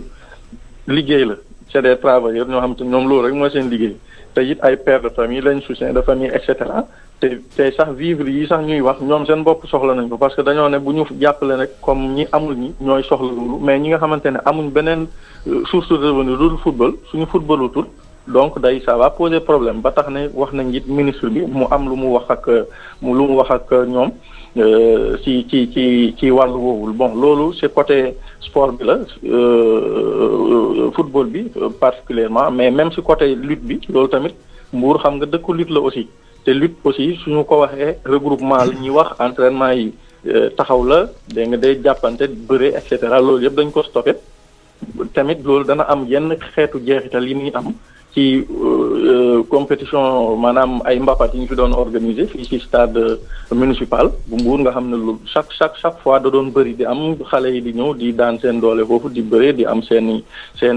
astuut di ko maanaam di ko jëriñoo dernier point bi may interpeller bon ça c'est personnel aussi ci mun tuddati monsieur le ministre mooy xam nga école yi tëj na te it nit ñi dañuy teel a wàcc léegi pour couvre-feu bi respecter couvre-feu bi état d'urgence bi également mais li ñu constaté mooy les plages xam nga les plages de Mbour day bëri nit ba maara day taal te li ñu fay def lu gën a bëri mooy sport moo tax ma ne dama la ci interpeller pour xool peut-être avec les autorités comment est-ce que vous allez résoudre ce problème parce que li ñu ci doon bañ mooy regroupement yi lañ ciy am parce que nit ñi dañuy yàkkamti ñëw jóge fu nekk fa ak nombre bi nga xamante ne bu bare la pour yàkkamti pour mën a ñibbi balaa 20 heures di jot parce que am na ñoo xamante ne ak au-delà de 20 heures lañ doon kii wala sax su nekkul au-delà de 20 heures avant 20 heures la ñuy commencé te sport bi seen tàggat yaram day jël presque ba au-delà de 20 heures muy li nga xamante ne également defoon nañ sax benn reportage mais comme que yaa ngi fi te coronavirus moom secteur yëpp lay laaj ñu xool peut-être loolu lan nga ci mën a dimbali askan wi jërëjëf Aliou Kane ñu lay gërëm di la sant ci maanaam détails yi nga joxe ci par rapport ak coronavirus bi monsieur le ministre am na question yu bëri ñu posé dernière question bi mooy couvre-feu bi day tax nit ñi du ñu mun def sport te sport dafa bokk li xamante ne day xeex xëy na jàngoro bi naka la ñuy mun a def sport ba bañ a aussi jalgati yoon. suñu mbokk mi kan moom xam naa ne dafa teel a yeewu tey question yi bari na waaye dinañu ci jéem a tontu que tàggat yaram ak leneen a ci yem lépp activité moo mënti def rek na nga intégrer li nga xamante ne moom la ñu téye comme ay mesures. parce que bu fekkee ne nit ñi mënatuñu dem ci ay juma sëslante di julli. waxatuma laa ka ne ca plage ba di daw. soo mënta ñàkk def tàggat yaram mën nga ko def te doo jege nit. xam nga sénégalais yi aussi il faut ñu adapté wu. situation difficile la situation exceptionnelle la il faut que ñu adapté wu. et li ci des nag c'est les autorités administratives ñoom ñooy gérer seen i gox ak seen i gox-goxaat te fépp fu mobilisation am dañ ko war a tas. waxuñu ne bu kenn dem entraînement waxuñu ne bu kenn daw yi waaye nag du jaadu nit ñi daw yi li ñuy tere ci biir kër yi di ko tere ci biir dëkk yi di ko tere ci jumaa yi di ko tere ci église yi ñu di ko fekk ci ay plage man de je lance un appel à ces sportifs parce que dañoo bëgg sport di ko def nañu ko def te xam ne kuy sport da nga am wér-gu-yaram lépp loo xamante ne nag day gàllankoor wér-gu-yaram kuy tàggat yaram war nga ko moytu jëf logique pour logique warta mun a nekk lu jafe ci bopp ñi nga xamante ñooy def tàggat yaram. nañu éviter ces rassemblements là parce que amul benn raison bu ñu mën a jox pour def rassemblement. su salle de jeu yi nga xamante dañu feeku xaalis bu dul jeex tëjee seen salle yi waxtuma laa nag buñ demee ci nga xamante ne ñooy plage. boo mayee ci question boobu. xam nga bu ñuy wax nit ñi. nañ moytu jegeyantoo bi. dafa fekk ne comme ni ñu ko waxee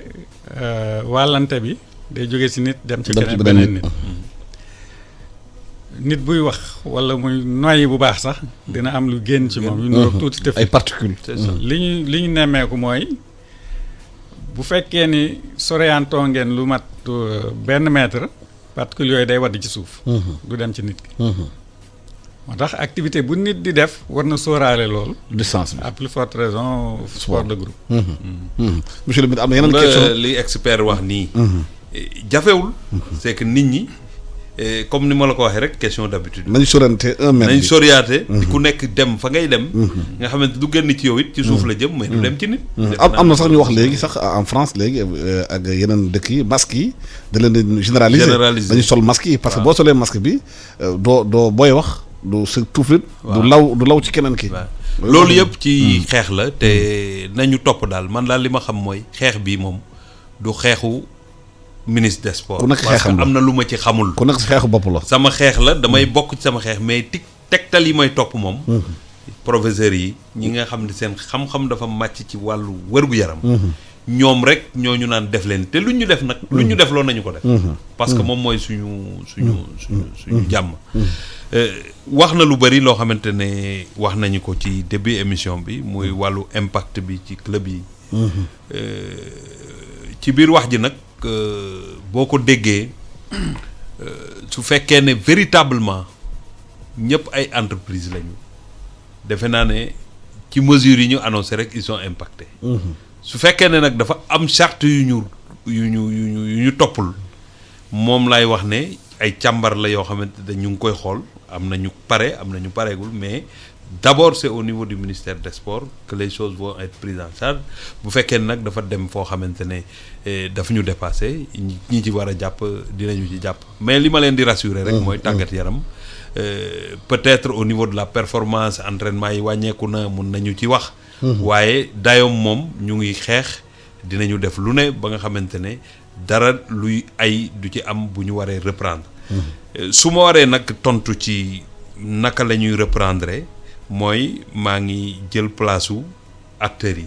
defe naa ne les responsables du football sénégalais muy la ligue professionnelle muy la fédération ils sont assez outillés ba nga xamante ne bu ñu paree génn ci lii ak jàmm schéma bi ñuy taxawal ñun état dinañu leen ci jàppale pour que schéma boobu mën leen a gunge pour que lépp loo xamante raté woon nañu ko ñu mën ko rattraper ça se fera partout parce que je ne dirais pas heureusement mais affaire coronavirus nekkul problème au Sénégal rek c'est le football mondial qui est à l'arrêt donc defe naa ne bu ñu jeexandoo bu yëf yi jeexee reprise bi aussi dañ koy def en collaboration parce que intelligence lay nekk le football au Sénégal mënul tëb rek démarrer noonu jàpp naa ne lépp lu ciy démarrer dina ànd ak li ñuy def au plan africain ak li ñuy def aussi au plan mondial. am na question yu bëri ñuy posé yenn auditeurs nee nañu amoon na benn plan de restructuration et d'infrastructure bi ngeen entamé ci biir sportif yi stade Diamniadio bi ngeen doon tabax est-ce que coronavirus bi am na ci impact. mais coronavirus bi impactam bu kenn doyadil benn secteur ne amu fa impact. mais li ma bëgg nit ñi jàpp rassurer leen mooy Sénégal ba fii ñu toll ni ci préparation organiser Jeux olympiques de la jeunesse de 2022 la donc lépp lu ñu sumboon bëgg nañu ko pare balaa 2022 pour que suñu Jeux olympiques yooyu ñu mën ko organiser. kon liggéey baa ngi poursuivre. liggéey bi ci démarche yeeg schéma yi amul leen loo xamante ne téye nañu ko ci lu waroon a am tey nag mën na am suba waaye li ñu war a xam mooy. y aura pas d'impact pour le moment. jàpp ñu ne dina am impact négatif ci suñu préparation pour les Jeux olympiques. parce que dañu gis tey nag boo gisee. Tokyo dañ ko reporté ba 2021. mais bokkul. li am 2020. ñu ngi ñaan yàlla. dëgg 2020 bi balaa ñoo sori ay weer ñu fàtte ay Covid 19 mën a continuer suñu liggéey. lu waroon a am juin nag dafay jaadu bu jafe-jafe yu mel ni amee ñu reporté ko. loolu kenn du ko méngale ak li nga xamante ne moom mooy am fii nga xamante ne moom mooy Sénégal. Jeux olympiques ak yeneen organisation yi nga xamante Sénégal am na ko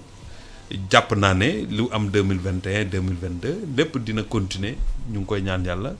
pour que vraiment benn jafe-jafe du ci am. mais est-ce que da ngeen di profité ci maanaam suspension compétition yi réfectionner stade yi profité ci maanaam raxas leen defal la niveau ci lu bëri. waaw dina am lu ci am mais du ñàkk mu am impact ci wàllu woowu aussi parce que bu ngeen dégloo. am na càmbaraat bu ñuy càmbaraat budget yi. pour mën a soobu ci xeex bi. parce que Sénégal aussi dafa soxla ay koppar yu bare bare. pour soobu ci xeex bi. ku jël exemple de la presse rek mën a xam ne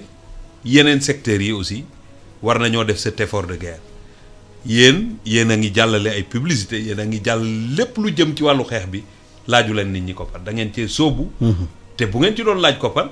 du ñàkk sax ñu jox leen ci koppar. mais da ngeen ko jëlal ko seen bopp pour xeex bi ngeen mën ko ñu mën a xeex yëf yi. mu jeex ñu dellu si waat suñu mbir. kon jàpp naa ne suñ demoon tey ba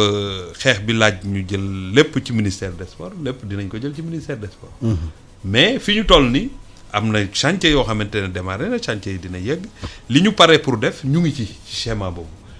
heure bu ñu demee nag ba am changement ci suñu budget yi ñu tëggaat ko. on informera parce que dañ fi nekk pour réew mi lépp dinañu ko waxtaane pour nit ñi comprendre ko xam ne jafe-jafe bu ñëwee ku ci ne da ngay andi say jumtuwaay. pour que ñu mën a xeex jafe-jafe boobu. mais Sénégal nañu rafet njort bi surtout ci wàllu tàggat yaram infrastructure et tout lenn nag am na mooy ralentir élan organisation bi parce que ñi nga xamante ñooy comité olympique ak le surtout le coordonnateur Ibrahima Wade ñoom njaañaa ñi may nuyu yëpp au passage ñu ngi woon di wër réew mi di wut ay contact di wut ay partenariat di signer ay protocole pour que ñu gunge ñu ci organisation Jeux olympiques foofu nag dina am coup de frein parce que comme Sénégal tëj na yeneen réew yi tëj na amatul vol amatul doo jaar ci suuf doo jaar ci ndox mi doo jaar ci air bi li ci des mooy waxtaan ak xarala yu bees yi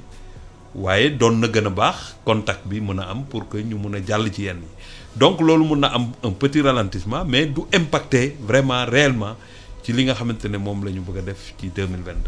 professeur si xeexu coronavirus bi gis nañu mbirum vaccin bi buñ ci waxee ay yenn médecin ci benn télévision wax dañ koy mën a tester Afrique mu créé benn polémique bu rëy am sax ay footballeur ñoom Samuel Eto'o ñoom Kalidou Fadiga génn ci wax ci di naan loolu ñuy traité africain du yoon. ban analyse ngay def ci loolu ci vaccin bi surtout lu nit ñi ni ko xalaatee. waaw am na sax ñu jàpp ni garab la mais du garab ñàkk la mooy vaccin ni yàlla bindee doomu aadama bu fekkee ni dafa am lu dugg ci sa biir te bokk ci dafa am ay cellules yoo xam ne ay soldats lañu ñooy mobiliser wu ñoom wër ko ndombo ray ko walla génn ko ci biir ku nekk ak sa ay armes. ñii ay cellules yi ay enzymes la ñu indi yeneen cellules yi indi ay anticorps. ñu fexe ba mu jógee fi. ñàkk nag li ñu si jublu mooy tàggat yaram bi. ba bu feebar ñëwee mu mën def liggéey boobu. BCG ñàkk la boo xam ni daanaka ñun ñëpp def nañ ko parce que mu ngi si programme élargi de vaccination c'est presque obligatoire que ku fi juddu boo amee tuuti weer rek ñu defal la ko. benn doomu jàngoro la boo xam ni ci ay mala la doon joxe tuberculose waaye dafa nuroog doomu jàngoro bi joxe tuberculose ci nit ay boroom xam-xam jël ko traité ko ba dootul joxe feebar mais garde na li ñuy tudde ay antigène boo ko jëlee dugal ko ci nit ki day préparé wu defar ay soldaaram ba nga xam ni bu feebar bi ñëwee dina fekk ñu pare gaaw jublu ci moom. te action bi di action bu dëgër dañu seetlu ni ñi nga xam ne dañ leen ñàkk BCG non seulement dina leen aar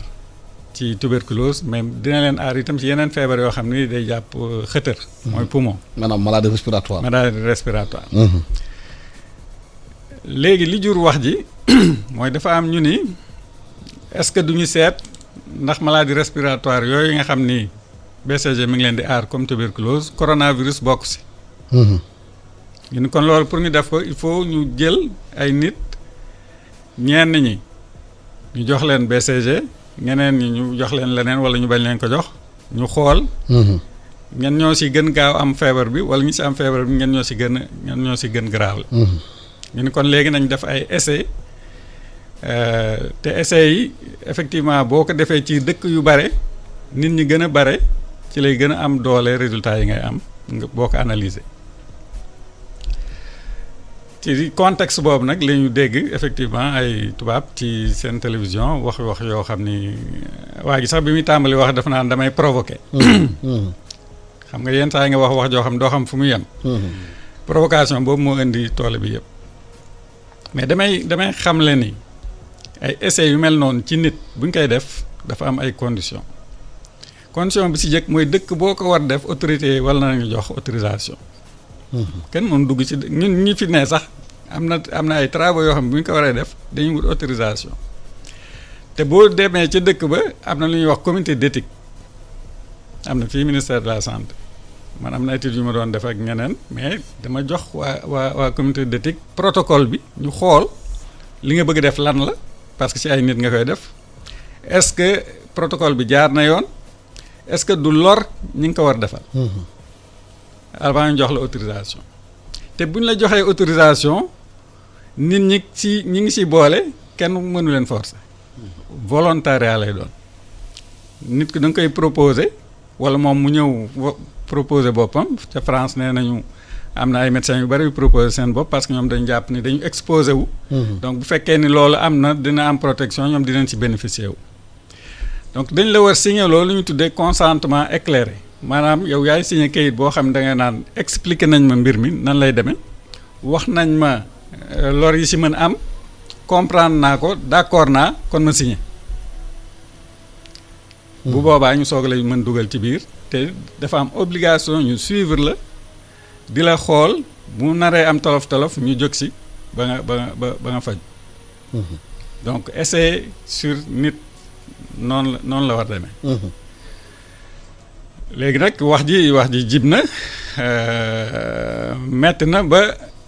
xam nga kuy signé loolu dafay fekk nga am confiance ci liñ la wax. mais léegi daf mel ne confiance bi dañ na ndax wax jooju jóge foofu. léegi nag nee nañu dinañ ko def Australie ak Hollande te France ak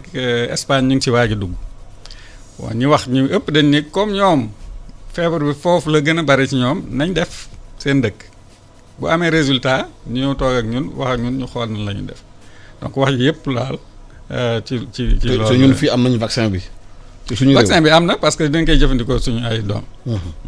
d'accord bon monsieur le ministre fii mbirum sensibilisation bi toujours ñu bëri nee nañu coordination régionale ak sous-régionale parce que Sénégal bu fekkee ne daf nay jéego ci xeex bi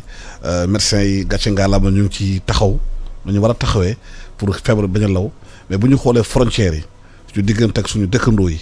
am na dëkk xam ne xëy na système de santé bu ñu am sanitaire bu ñu am bokkul ak bu Sénégal mun na am Sénégal nu mun a détecter mënuñ ko détecter parce que Sénégal am na benn laboratoire bu fi nekk muy bu Pasteur c'est l'un des meilleurs au monde yooyu mun nañ def liggéey boobu est-ce que am na jumtuwaay yu ñu jël pour bu nit ñi yéegee ne Sénégal ñu ngi faj est-ce que duñ ñëw fi fekk ñoom feebar boobu.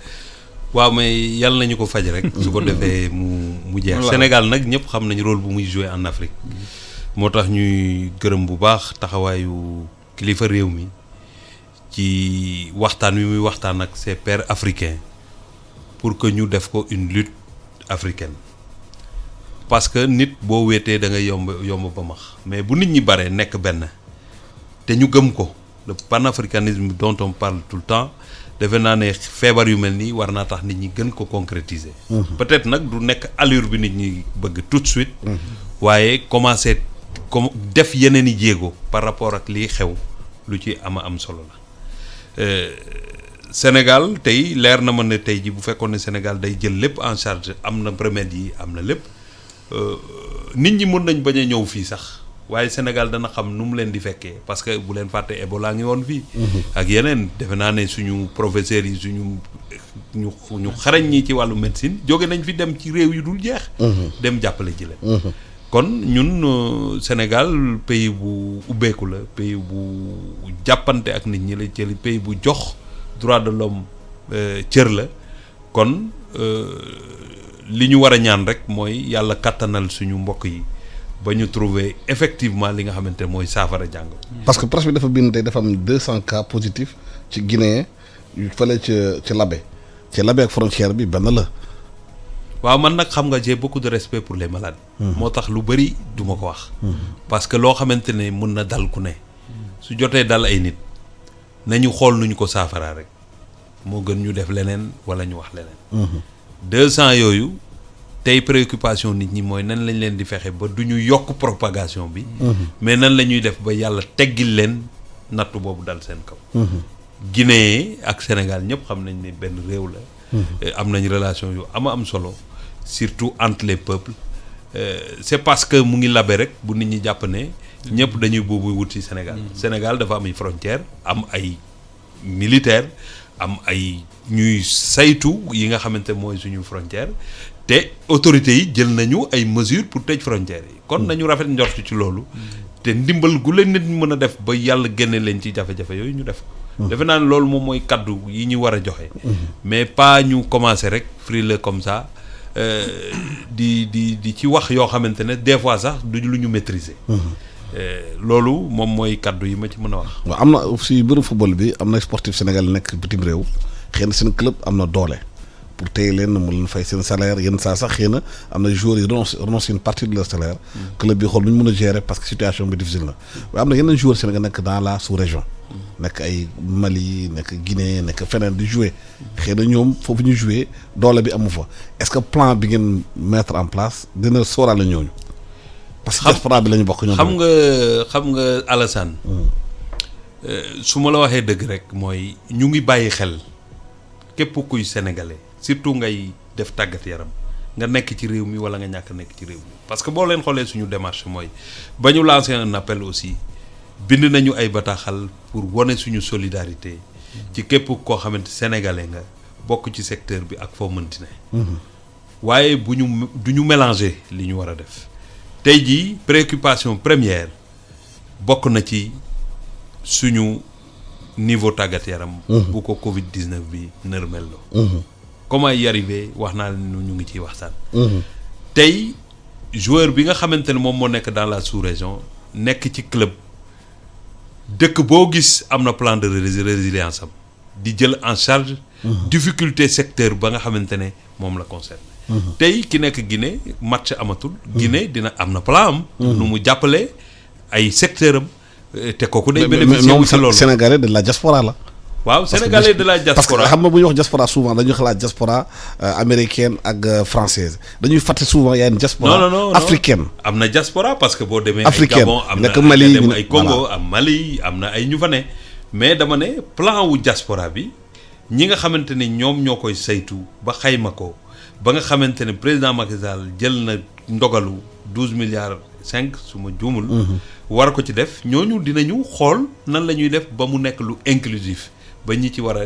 bénéficier wu. loolu lañ ci mën a sànni comme kàddu. léegi ci xeex bi professeur. yéen ay médecin ngeen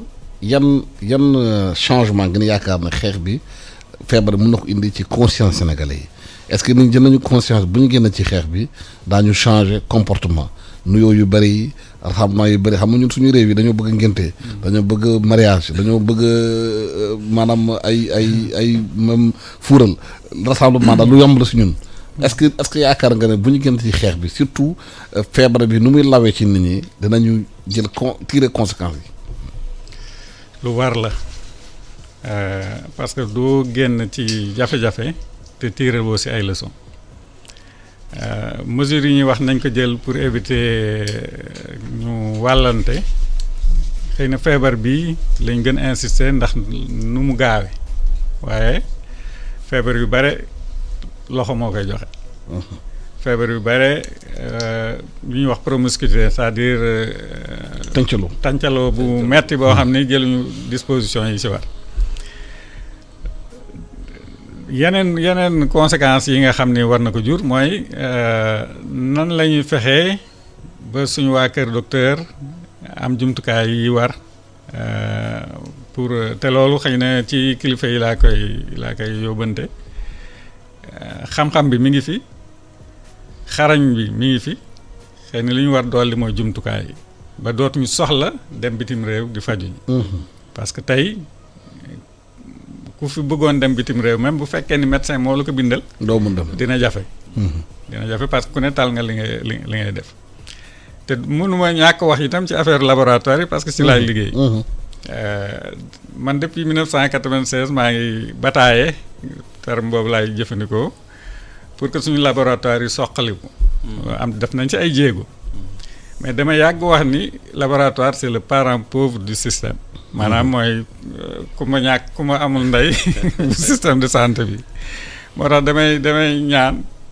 parce que feebar bi feeñ na si nit ñi ñu ngi am feebar bi wala doom jàngoro bi mi ngi seen biir kenn xamu ko lu dul ñu defal leen ay test te test yooyu laboratoire moo koy def te loolu du si feebar bi rek daanaka feebar yëpp bari médecin boo seeti dinañ la foog naa ne lii moo la jot mais il faut mu bindal la kayit nga def analyse pour ma mën a xam fan lan moo la jot moo tax il faut ñu développer suñu laboratoire yi ba nga xam ni du ñu am jafe-jafe pour def liggéey bi si war en tout cas leçon yi si war tirer bare na te maa ngi ñaan ñu bañ a génn ci lii te tirer wuñu leçon yooyu tirer si conséquences yi si war pour vraiment développer suñu réew.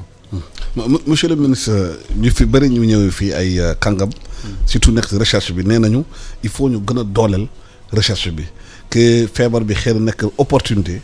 gouvernement bi gën a ubbi gëtam ci li nga xamante ne moom mooy jafe-jafe yi nit ñi am ci mbirum recherche bi renforcer chercheurs yi may leen jumtuwaay renforcer laboratoire yi pour ñu mun liggéey parce que frontière bu tëjoo ku nekk sa réew ngay tal te yaakaar nañu ñi fi nekk Sénégal am nañu xarañte mi nga xamante ne bu leen joxee moyens yi mun nañ dafa jéego yu bëri. xam nga li professeur wax defe naa ne feebar bi dana baral yu bare bari parce que ci gis-gisu président Macky Sall gis-gisam waroowul ak li mu bëgg ak question yi nga xamante ne moom nga posé mu ngi ciy defi jéego yu am solo parce que boo xool budget bi ñu alloué à la santé budget bu am solo la waaye feebar bi dana tax ñu gën a orienté gën a efficace. waaw budget ba ñëwoon nañ ko. budget santé waaw mais dama ne lii nga xamante moom moo am nii. day tax mu gën a efficace. xam nga nit mun nga am 1000 milliards wala 10 000 milliards te manque d'efficacité ci yenn yi. mun nga am 100 milliards efficace mu jural la loo xamante ne 1000 milliards yi wala 10 000 milliards yi jural la ko lii nag ubbi na bëti africain yëpp. du ma wax sax Sénégal pour que ñu investir ci recherche bi investir laboratoire yi am un plateau médical boo xamante ne lu xew ku ci ne mun a taxawal ci say mbiri bopp ni mu ko waxee Sénégal bokk na ci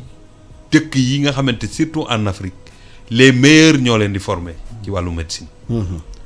kon tey jumtukaay yooyu yëpp président Macky Sall wax ne dina leen ko jox parce que ku déglu discours am xam ne priorité la woon waaye tey sur priorité la pour que lépp luy jumtukaay lépp luy kër docteur lépp luy xarala ñu mettre ko à disposition de ces Sénégalais nga xamante ne yàlla def na ci ñoom xam-xam ñu mën a jël en charge véritablement la santé des populations. parce que Sénégalais yi bëri ñoo leen di évacuer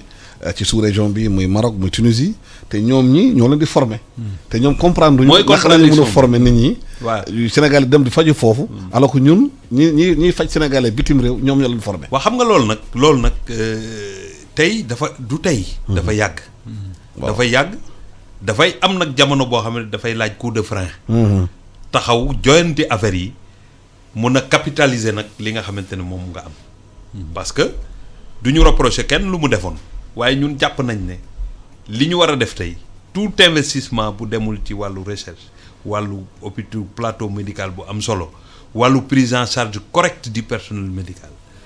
investissement boobu day manquer d'efficacité.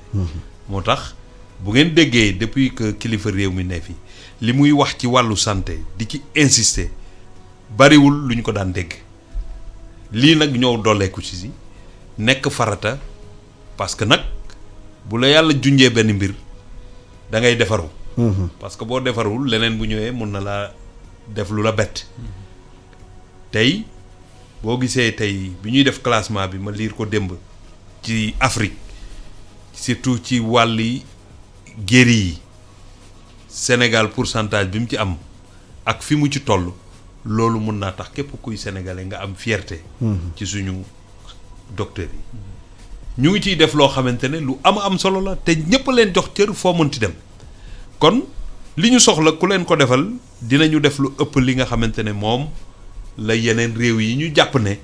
ñoo ñu jiitu ci mbir yooyu de man jàpp naa ne li ñu jiitoo rek mooy la ngay plateau ba ngay fekk Tunisie wala moom nga amul fii rek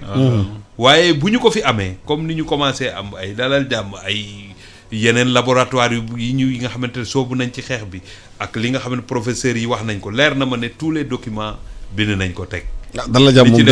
jàmm depuis 2000 ba léegi mënu fexe ba. waaw mais commencé naa de bar commencé naa bar xam nga fu dara newul. bu fa dara newee rek bul xeeb lañ fa def.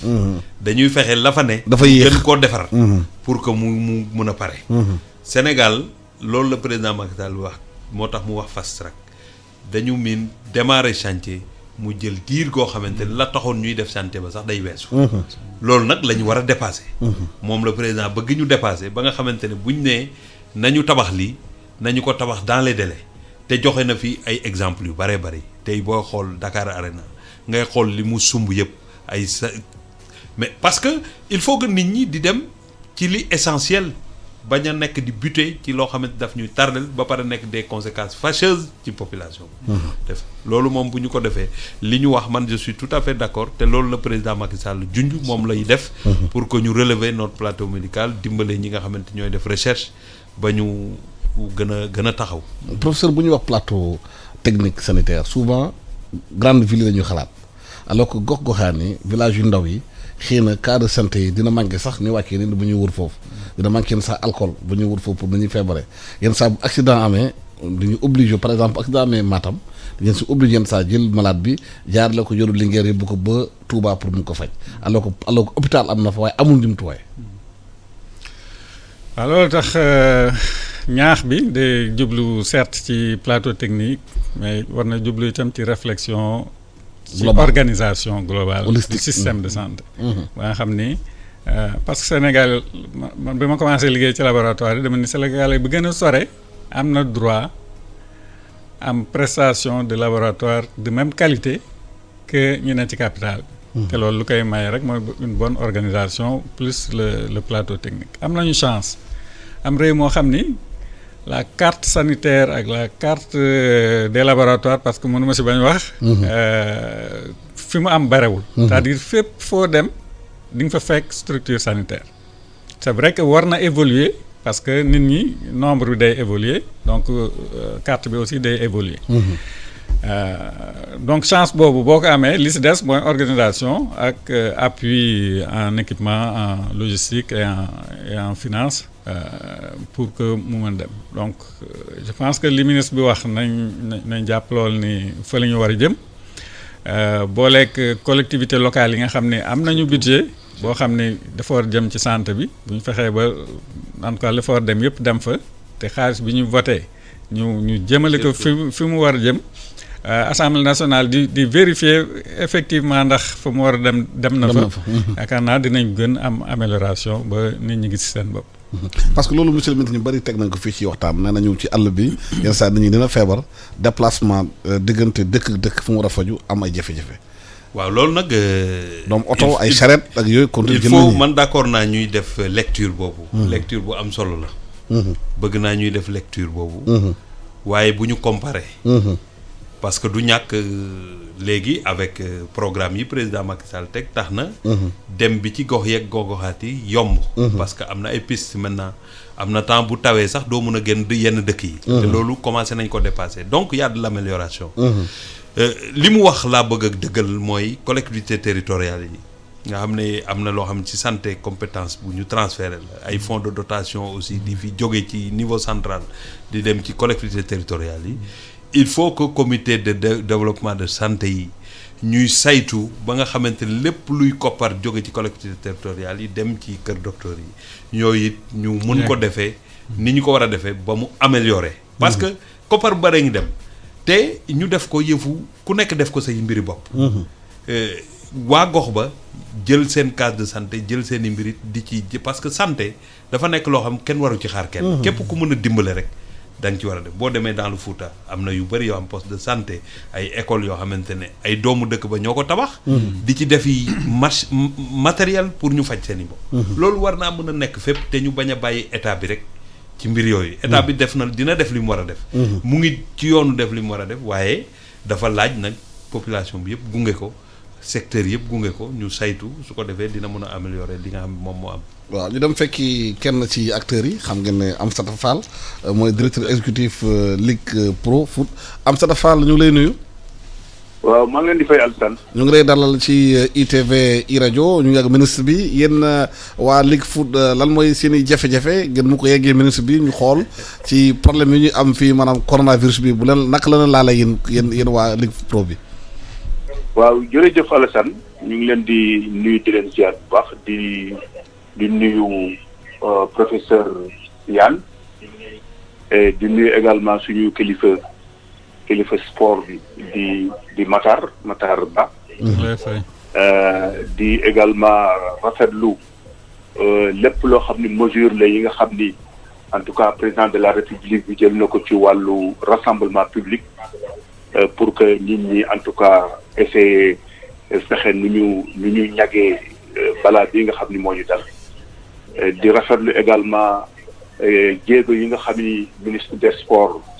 Matar Ba def na ko appliquer convertir en tout cas décision wu président bi en décision opérationnelle ci wàllu discipline sportive yi parce que ba président waxee ci samedi ba ci suba sa ministre des sports moom dafa jël dogal wax woo boobu fekk na d'abord mu woo président wu club yëpp président wu fédération yëpp jël dogal arrêté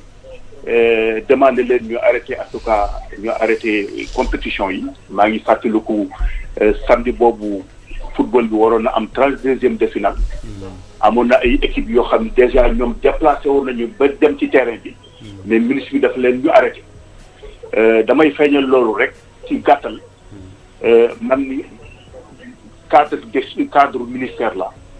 def naa fa ay sama échelon yëpp jeexal naa ko fa gis naa fa ministre yu bare yu fa jaar lu mat 15 ministres romb nañu mais maa ngi leen di yëgal ni la en tout cas Matar bokk na ci ministres yi nga xam ni yu gën a ràññeeku la ci wàllu ministère sport non pas résultat fédération yi mais également démarche de proximité bu mu am ak fédération yi ba nga xam ni lépp loo xam ni ñor na ak fédération yi moom daf si taxaw ba pare waxtaan ceeg ñoom te amul benn fédération boo xam ne tam am na xaar ma yàlla ak Matar Ba mu nekk benn ministre boo xam ne vraiment ñu am nañu yaakaar gën nañu am yaakaar ci moom ci wàllu en tout cas coronation ci wàllu en tout cas Covid-19 bi. ba loolu amee ñun fekk na déjà ñun avant ñun arrêté jox nañu ay circulaire yoo xam ne envoyé nañ ko en tout cas ci wàllu équipe bi pour que déjà ñu commencé di ci public bi ñu dugal fa ay gel yeeg yu ma xam ni nuyonte bi également ñu demandé leen ñu wàññi ko donc ba mbir moomu amee ba en tout cas décision nga xam ni dañu war a arrêté football bi tamit ñu appliqué ko demandé également à ce que lii décision boobu nga xam ne ministre bi wax na ko que toutes nos équipes ñi demoon football yeeg ñoo xam ni ñu doon préparé pour le dimanche bi football yi nañu arrêté te loolu tamit dañ ciy rafetlu parce que lépp loo xam ni dafay indi rassemblement xam nga football moom ak sport lépp entreprise humaine la. entreprise humaine nag boo xam ni dafay mobiliser ay foule moo gën a gaaw sax ci propagation maa ngi rappelé Ligue des champions bi nga xam ni Angleterre def na ko mu doon match Atlanta ak Espagne. ñàkk jël dogal yi ci wan yi moo indi propagation wu. en tout cas ci biir Italie moo bokk na ci lu ko indi ci propagation wu en tout cas virus bi ba nga xam ne moo law sport match boobu indi na ko ñun nag loolu lañ doon bëri suñu ministre également xam ko wax fédération yi ni leen arrêté la donc depuis loolu évidemment ñu ngi arrêté nañu en tout cas di ak nag ak coono maintenant arrêté bi moom daana ko loo xam ne mënul ñàkk la mais en tout cas bari na si coono nag ci wàllu équipe yi ci wàllu en tout cas président fédération. waaw mais Amsata arrêt bi ban impact la am ci ligue bi est-ce que ligue bi engagé woon na ay dépenses yu bëri yi xamante ne xëy na ay perte la ngeen di xaar ci ministre bi ak état bi ci loolu. waaw xam nga football professionnel ñun ñooy discipline bi nga xam ni ci benn pàcc bi dafa am football amateur. ci benn partie bi am football professionnel. football professionnel nag boo ko déggee. da ngay dugal dimension économique. maanaam la dimension financière. parce que da ngay fay ay joueurs ah da ngay wut ay sponsors da ngay wut ay partenaires te partenaires yooyu ngay wut dafay war am un retour d'investissement. retour d'investissement la ñuy xaar nag ci ligue professionnelle bi pour ñu jox la xaalis war ñu pour nga am ay partenariats loolu nag bu amatul nag visibilité. parce que sponsor moom àla kulli àlli lu muy lépp loo xam ni àndul ak visibilité di ci dugg visibilité boobu mooy tax moom mu am spectacle boobu mooy tax également mu am des annonceurs loolu nag bu ko amul forcément day sooxee quelque part te football professionnel nag boo déggee ñu naan football professionnel télévision la sponsor billetterie ak état te bu loolu amul nag évidemment sooxe bu metti la maanaam li tubaab di wax manque à gagner parce que ñun boobu ba léegi ñu doon dund ci ay ay sponsors yi ñu amoon nga xam ne ay lu mel ne ku mel ne Orange ñu doon jàppale ba seen contrat jeexee ils n'ont pas renouvelé donc wàllu télévision également commencé woon nañu président Sayer ak ses collaborateurs dox nañu ba indi fii en tout cas Star Times nga xam ni daf ñu doon jox pendant 10 ans lu mat 6 milliards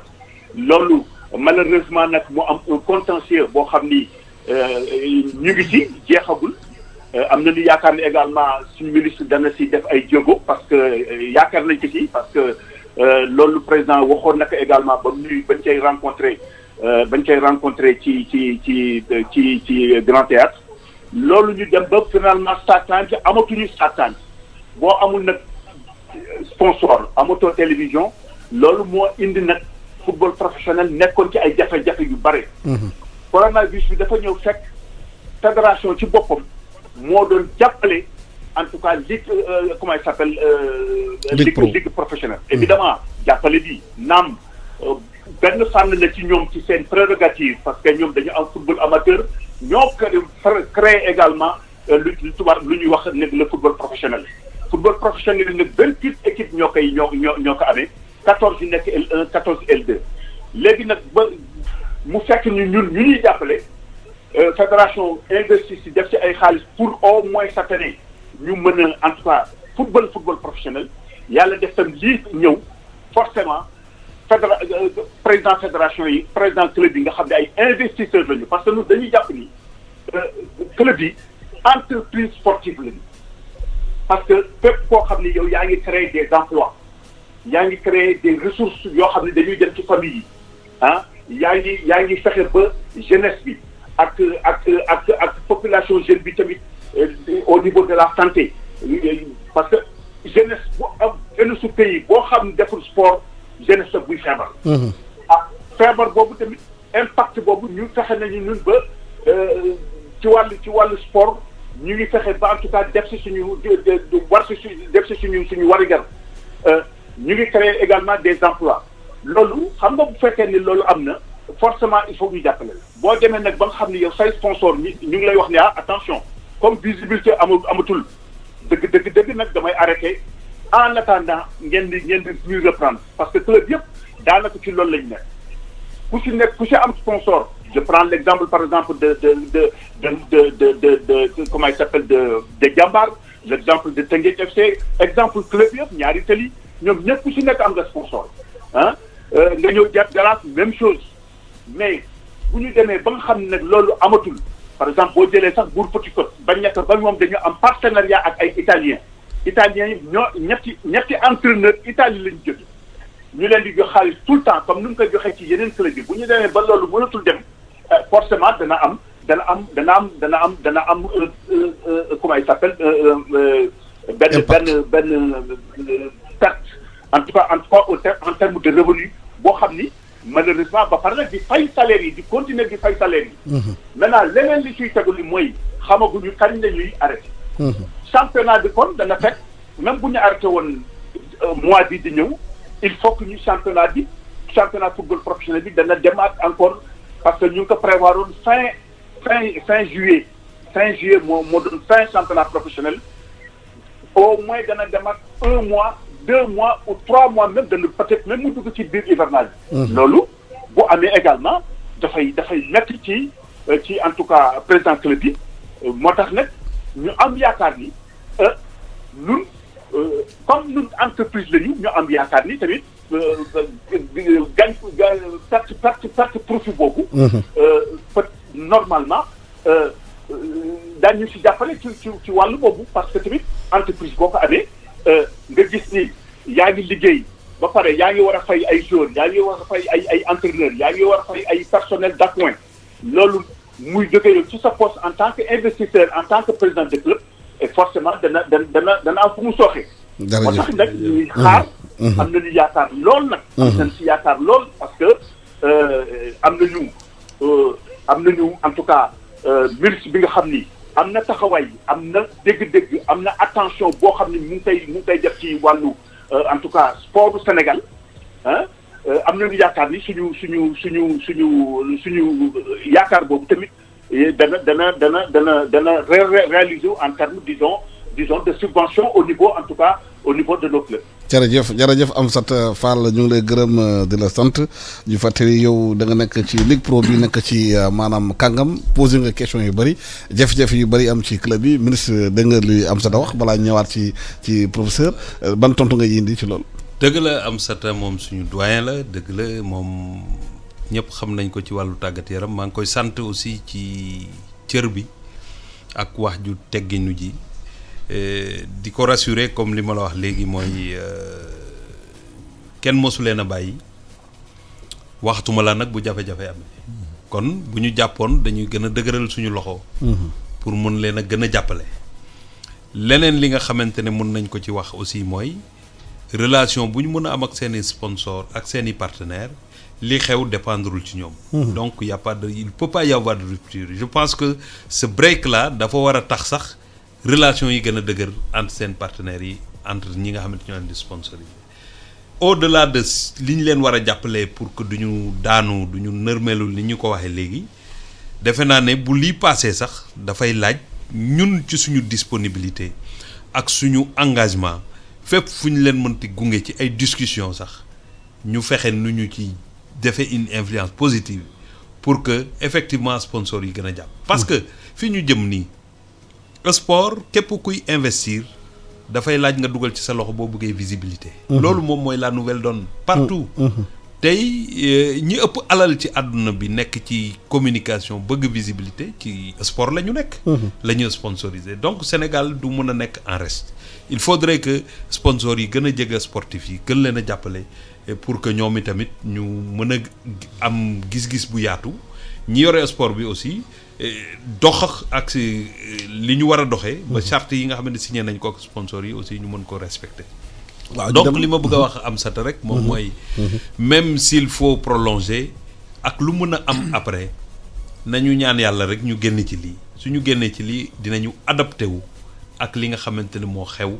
ba mën a continuer suñuy compétition. waaw sport yëpp am impact ci mbiram coronavirus bi ñu dem ci waa basket fekk fa maître Babacar Ndiaye mooy président fédération sénégalaise de basket maître Babacar Ndiaye ban impact la coronavirus bi am ci basketball Sénégal parce que Sénégal dëkk bi nga xamante ne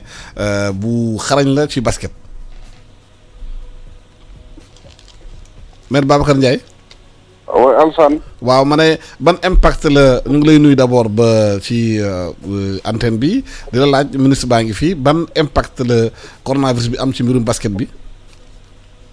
waaw Alassane maa ngi lay nuyu man tamit di nuyu ministre Matar Ba di nuyu. professeur Yane Sow. ñu lay déglu maître Babacar. waaw maa ngi lay nuyu Alassane di nuyu ministre bi. di wax ne impact bi mu am mooy d'abord ñun au niveau du basket li ñu njëkk a xalaat mooy fexe nan lañ mën a participer ba lii nga xam ne nii virus la ñu fexe mu jeex. Je pense que d'abord loolu moo war a gën a fu nii nekk soxla nit ñi bala ñuy wax sport parce que fléau bi kat ñëpp la jaaxal impact yu am nag mooy comme ni nga ko waxee basket sport la mais sport xam nga léegi comme ni ñu koy waxee nekkatul fo rek économie la depuis quelques mois donc dañoo arrêté suñu activité dama ko doon wax keroog ne suñu activité dafay nourrir ay pères de famille yu bëri chaque semaine chaque week-end dañu dépenser presque 2 millions yooyu boo xoolee nañ koy séddalee à part le transport bi ñuy jox équipe bi muy tourner aux alentours de 700 et quelques mille li des yëpp dañ koy séddalee ay pères de famille arbitres yi commissaires yi ñu nekk ci table bi ak organisateurs yi ñu nga xam ne nii am naa man xam naa ci ñu nga xam ne nii loolu rek mooy seen liggéey bu ñu liggéeyee samedi dimanche ci li ñuy dépensé week-end bi yëpp dañ ma ko wax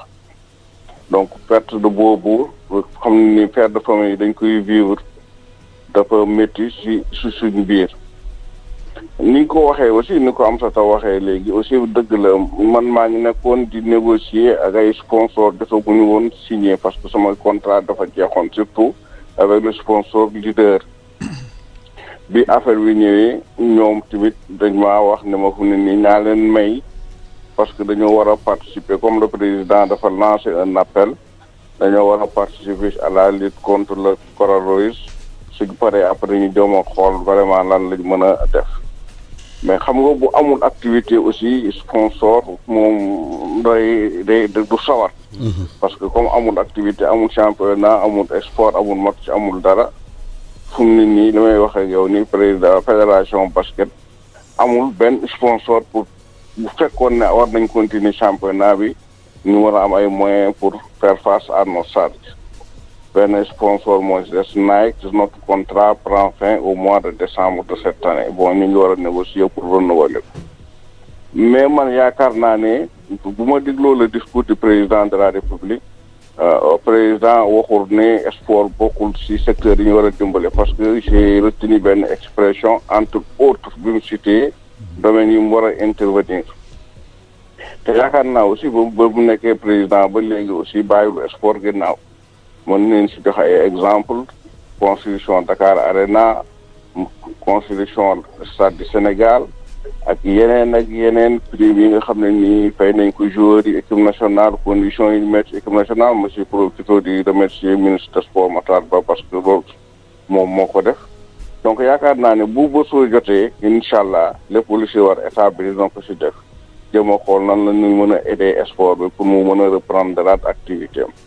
donc awma si xel ñaar si côté boobu di wax rek effectivement comme ni ko ministre bi waxee léegi aussi bu ñu waree reprendre compétition parce que ñun déwén war nañ petit compétition yu bëri war nañ am des éliminatoires de l'Afrobasket am nañ ñaari Afrobasket góor ak jigéen am nañ tournoi Tekiwo ça c'est des événements yi nga xam ne war nañ ko mën a jaay même s'il le faut au lieu ñuy def benn contrat pour cette année bi nga xam ne ni amul activité war nañ mën a proposer suñu sponsors yi ñu def une année bu un contrat boo xam ne day couvrir le reste de l'année d'aller en compte également l'année prochaine ñu xam ne ni dinañ mën a am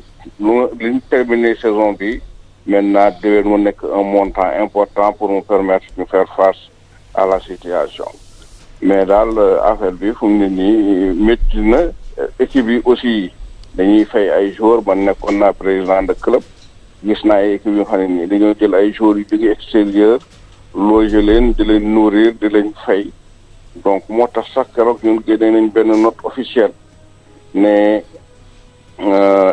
suspendre nañ provisoirement le championnat jusqu'à la fin du mois d'avril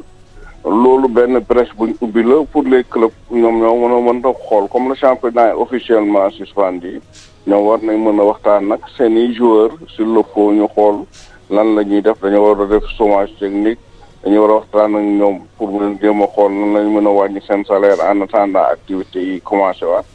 parce que forcément bu fekkee dañu war a reprendre date bu ñu teewoon jàppoon si la ñuy terminer saison bi date boobu dinañ ko passé te boobaa ñoom ils seront obligés de continuer di fay ay salaire mais loolu yëpp yaakaar naa man ni ma ko gisee daal bu yàlla defee jàmm ba liy jeex. dañuy woote waxtaan. woo club yëpp waxtaan ak ñoom woo comité directeur bi waxtaan ak ñoom xool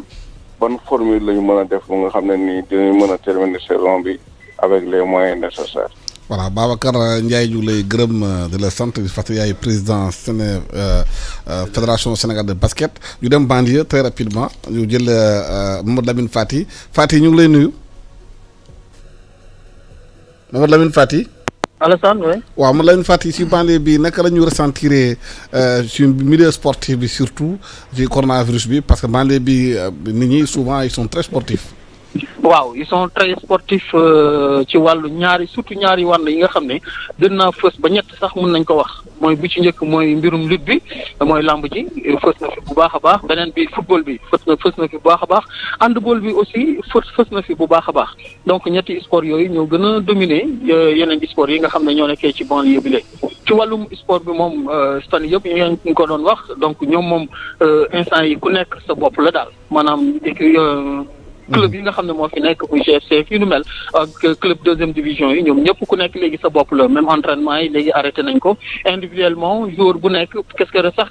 démb ñu ngi tasanteeg benn entraîneur bu benn club de deuxième division bu nekk Guédiawaye bu ñu ko waxee ne ñoom comment il se prépare ñu ne ñoom dañoo def benn programme boo xam ne dañ koy jox ndaw yi xale yi ñoom seen bopp ku nekk dañ la jox benn programme bi nga xam ne yow da nga koy suivre pour mën a def say entraînement individuel beneen bi ci wàllum lutte bi ci loolu sax maa ngi nekk ak ki nga xam ne mooy Koumba Ndiaye ak Kiné Sow ñoom ñu ngi nekk ci écurie Mor Fadam moom Koumba Ndiaye boobu sax moom mooy président fan si club écurie Mor Fadam donc sànq tout à l'heure lañ tasante ak moom di ko wax Koumba alors noo leen gisee fan yi ak tere bu ñu tere yenn rassemblement yi ngi mel seen écurie naka la dundee. waaw balaa loolu nga nuyoo ba pare di nuyu ñi nekk foofu ñëpp di nuyu waa àdduna di nuyu waa Sénégal ñëpp di ñaan aussi feebar bi nga xam ne moom la fi yàlla suñu borom wàccee yal na ko fi yàlla suñu borom yóbbu mu dem daal. ci barki Seydina Mohamed. musal ci mboolem jullit. waaw bon ci affaire lutte bi ñun suñu école de lutte Mor Fadam instant bii nii mbëri moom wax dëgg yàlla depuis président joxe kii ba pare mbëri ku nekk boo xëyee da ngay dem géej mais nekku ñoom dañuy nekk groupe dañuy tasaaroo ku nekk dem sa entraînement boobu parce que tamit li waral loolu mooy am na ci mbëri yoo xamante ne weer bii ma nekk ni la ñu waroon bëri. ñu si mel ay ñoom mbaytin ak yeneen booy weer bi la ñu waroon bëri te comme que dañu aj lutte bi il fallait que ñu mën a dem bu ñu xëyee suba gi dem géej mais duñu groupe dañuy tasaaroo ku nekk aw sa yoon bopp mais terewul ngelu mi nga xam ne mooy entraîneur bi dina wax mbër bu bi nga xam ne moom combat bu demee lan la war a def moom bu demee dina def loolu mais tamit parce que tamit affaire yi mën na jeex weer bi juste ñu ne la weer bi ngay bëri bu fekkee yow tamit demoo géej cokki woo tamit du am sens waaw loolu daal la ñuy def instant yi ngoon bi aussi ñoom tamit dinañ tasaaroo ku nekk xool foo aw soo mënee def benn kii nga ñëw toog sa kër soo ko mënul tamit aussi tamit nga toog di dem matinal bi rek loolu la daal fi ne nii moom sport moom lépp lañu teg ci suuf wax dëgg yàlla lépp lañu teg waaw comme que li ñuy wax moom pour ñëpp la pour aar ñu la pour aar sénégalais yëpp kon bu ñu waxee loolu tamit lépp loo xam ne activité loo xam ne dañ koy def pour sport il fallait que ñu toog waaw donc Alassane loolu mooy situation bi ñu wax ne rek du écurie boobu rek parce que aussi démb ci ngoon jaar nañu écurie Balla Gaye ñoom ñu ngi nekk Sam ñoom tamit bu ñu nee fekkuñu fa kenn ci lu nu mel peut-être que tasewuñu ak benn responsable moo tax mënuñu leen jël donc mais pour wax ne rek écurie yu bëri yu nekk fii même yenn lutteurs yi nga xam ne peut-être xamoon nga leen soo leen gisee ñu ngi seen i activité seen i bopp daal ñenn ñi ñu ngi delluwaat ci seen activité traditionnelle ñi nga xam ne dañuy liggéey dañuy continuer seen i liggéey ñi nga xam ne aussi dañuy jaay et gis nañ ci ñu bëri aussi ñu ngi nekk ci commerce bu ndaw bi xam naa ne loolu moo gis pour ñu mën a am aussi ay fonds xam nga ne lamb ji da leen doon jàppale bu baax a baax di jàppale seen i njaboot donc loolu moo tax ñoom delluwaat nañ ci yeneen activités yi nga xam ne dina leen may ñoom ñu mën a dugg ci ñu am ci yeneen koppar yi nga xam ne dinañ mën a dundee daal Alassane à peu près pour ñu wax ne sport bi lee nee na tekk xam naa ne ministre bi waaw suñu génnee ci kii dina wax gars yi nan la ñuy def pour rattraper activités yi nga xam ne moom la ñuy génnal mais c'est une bonne chose aussi individuellement que les gens se maintiennent ñuy dem entraînement di def yenn mbir yi daal Guédiawaye daal ci sport nee na tekk pour le moment Alassane. jërëjëf Mamadou Lamine Fati professeur. ci benn virus taxawloo sport fi fépp ci àdduna est-ce que lii bu ñu ci génnee waruñu mën a gën a xoolaat mesure de prévention yi. lii xam nga am na ñoo wax ni kéemtaan la c'est vrai benn virus kenn du ko gis ci bët mu indi lii yëpp. te conséquences yi ci nekk yëpp sax gisaguñ ko. xam naa bu ñu jàllee ni ngi def ay analyse ci ku ne sa domaine bi nga nekk. alors prévention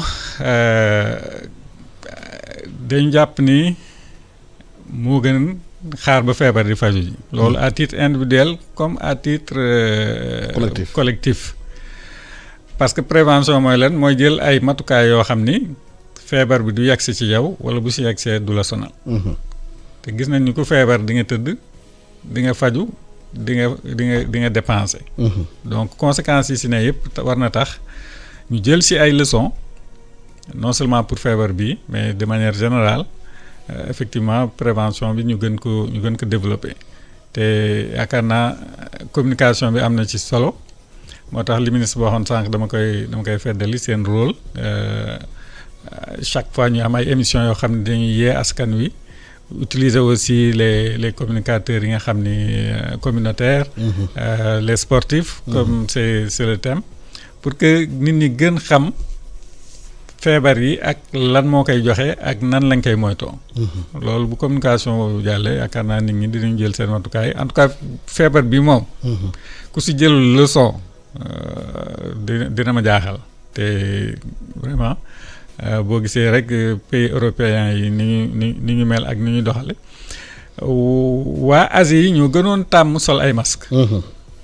moo tax ñoom réflexe bi dafa ñëwaat rapidement ci ñoom suñuy réew ni nag ak réewu Europe yi c'était un peu plus difficile mais nit ñi ñu ngi commencé di xàmmee les gestes qu'il faut faire ba nga xam ni dinañu moytu. loolu daal en tout cas lu ñu war tirer leçon la effectivement. monsieur mi dégg nga waa basket wax nañu waa football wax nañu banlieue bi wax nañu sportif yi lutteurs yi léegi ñoom ban message nga leen di jox et ban moo nekk war a dekk seen rôle aussi ci xeex bi parce que ay porteurs de voix lañu est-ce que nu ñu doon defee porte à porte mun na am xëy na benn nit benn lutteur bu ñu xam dem ci quartier wax nit ñi bañ a am regroupement. conscientiser nit ñi. xam nga nag loolu moo jafe. parce que Balla Gaye tey bu génnoon biir Pikine wala biir Guédiawaye li ñuy bañ day am. dafay vidéo moo tax ma koy sant moom. sant mbër yi yëpp. parce que ñu ngi ci réseaux sociaux yi di lancer ay messages. comme ni ko ñoom Sadio Mané defee ñeneen def ko. et puis boole ci di ci def yi koppar di dimbale seen i bopp. xeex bi c'est pas parce que je suis le ministre des sports. mais je sais que les sportifs ñu ngi ciy béy seen waar. tey. boo demee ci village yi dem ci quartier yi c'est les responsables du mouvement navétane ñoo fa nekk. di wax ak nit ñi di jël seen i koppar di cotiser di ko jox nit ñi pour ñu mun a am jumtukaay yi pour les gestes barrières. loolu lu am solo la. li ma leen di lancer comme message nag mooy du ñu xaar ba yëf yi jeex ñuy soog a xalaat nu ñuy def. ñu commence réfléchir déjà. dama bëgg ñu xam ne du yàgg sax ñu saisir leen à travers li may wax nii war nañu xam ne ñu bari am nañ taxawaay boobu. mooy mën nañoo def seeni réunion restreinte ci xarala yi wala ñu def réunion boo xamante ne. en respectant les distances en respectant la distance sociale la distance sociale et tout. mën a commencer produire ay documents di xaar yi fiy jeex parce que bu ñu xaaree mu jeex ñu soog a daje di réunion dinañu perte lu bare ba. dañu war a pare. pour le mettre le temps à profit. waaw dañu war a nekk ci sensibilisation ci xeex bi ba pare nag jox gëdd. fi ñu jëm après bu jàmm dellusee pour que ñu mën a redémarrer. làmb jeeg yeneen discipline yëpp a ci yem ku ci ne war nga mën a xalaat ci sa relance pour le moment loo xamante ne boo ko proposé état dina mën a taxaw sa wet pour que nga mën ko dérouler xam nga tey làmb amatul. amoon na ay bëri ay combat yu ñu ficelé ba pare. tey bu ñu demoon ba mu jeex ci weer wi. su ñu waree démarrer waat ci weer wala war nañu mën a CNG war na mën a pare ak li nga xamante ne jot na ko ak ñi ci bokk ñu war a mën a proposer ni nga xamante ni ñun bu ñu leen ci jàppalee muy prolonger saison bi muy yeneen ak yeneen. nga xam ne ñun ñoo ko war a def. ñu def ko. mu yomb ci seen i mbir. contentieux bu mën a am it parce que maa tudd làmb tudd CNG. contentieux bi am diggante. làmb ji nga xamante ne arbitre yeeg lépp li ci am. loolu yëpp dañu koy régler. ba nga xamante ne ñëpp dinañ dellu ci jàmm parce que nag bu jafe-jafe yu mel nii amee. nit ñi ñëpp dañ ko war a jël ak philosophie te xam ne àdduna jàmm rek a ci xej. dépassé. am na ci yoo xamante ne ça ne vaut même pas la peine. il faut que nit ñi ànd ku nekk nag jàmm du tere ku nekk jox sa moroom cër. parce que lii andi jàmm mooy man nangu ne Alassane journaliste nga. te yow yaay animé émission boobu. yow nga nangul ma it ne. maire Fatick la wala ministre des sports la. loolu bu ñu ko nangoo rek. waxtaan yomb. waaye kenn ku ci ne boo nangulul sa morom la ca ne rek. la mu nekk ak li nga xamante moom lay dox jafe-jafe day am ci wàllu communication jafe-jafe day am ci wàllu. professeur ban message ngay lancé population bi. message bi ñu lancé daal mooy àdduna bi jaaxle nañu. te ku jaaxle it da nga dellu ci sa borom. li ñuy wax yii yëpp. lu ñu war def la. yaakaar naa ñi ma giit woon ci plateau bi ak yeneen plateau wax nañu li ñu war def pour fàggu war nañ si boole aussi ñaan suñu borom parce que ñaan moo giitu moo mujj. yàlla dara tëwu ko bu ko neexoon tey jii mu ne na fi yem te daf fi yem. donc te moom moo ñu wax ñaan leen moom ma may leen. donc war nañ si boole di ñaan waaye nag ni ñu koy faral di wax ci wolof yàlla bay sab tool. nit ñi war nañu jox gëdd feebar bi xam ni du caaxaan. jël ay matukaay yi war balaa ñu yegg ci li ñu tudde confinement. ndax confinement kat ñun ñu confiné suñu bopp léegi moo gën ñuy xaar ba ñuy décider di nañ confiné. confiné lu ñu war a mujj def la ndax jafe-jafe yi si ne. réew yi nga xam ne gis nañ ni def nañ ko mesure d'accompagnement yi ñu ci àndal dafa jéggi dayoo. ñu ngi raxas seen dëkk yi ñu ngi indil nit ñi lu ñu lekk parce que nit ñi il faut ñu lekk. ñu ngi wut ay masques pour tout le monde. te loolu du lu yomb moo tax balaa ñu yegg foofu ñu jël suñu matukaayu bopp moytu li ñuy laaj jafe na jafewul jafe na parce que tàmmuñu ko xëy na waaye jafewul bu ñu seetee buñ ko deful lim ñu mën jural. moo tax maa ngi lancé message vraiment ci réew mi yëpp yàlla dimbali nañu ba bu ñuy comparé ak yeneen réew yi cas yu ñu am bareegul lool te jafeegul lool. nañ fexe ba mu dellu gannaaw te ñun ñoo si mën jàppale ñi nga xam ne ñooy faj jërëjëf. jërëjëf monsieur le ministre des sports monsieur Matar Ba ci teewaay bi nga ñëw ànd ak ñun pendant 2 heures waxtaan ak askan wi gindiwaat ñu bëri ci feebar bi am te nit ñi xam ne feebar bi du law la lu am la war nañ ko mën a gën a jox gëdd jërëjëf professeur Iyad Sow microbiologiste chef de département bactériologie et virologie de faculté de médecine de Dakar UCAD ñu ngi gërëm yéen ñëpp di doon suivre émission bi di leen ñaaxaat encore ngeen xam ne feebar bi lu am la day reyaat te dafa gaaw a law ngeen toppatoo li xamante ne médecins yi wax nañ ko parce que ñoom lu ñuy wax pour suñu njëriñ la ñu toppatoo et puis di féliciter aussi médecins yi ci liggéey bu cay bu ñu def di ñaan aussi nguur gi yokk médecins yi doole yokk leen ay moyens pour ñu gën a toppatoo suñu wér-gu-yaram parce que moment bi la ñuy xam ne médecin lu am solo la ci réew wér-gu-yaram kenn boo ko amula ci réew doo mun a def dara ñun de gërëm di leen sant de gërëm équipe technique bi accompagné ma ci liggéey bi depuis suba ba léegi di leen jox dig daje suba incha allah bu ci yàlla andee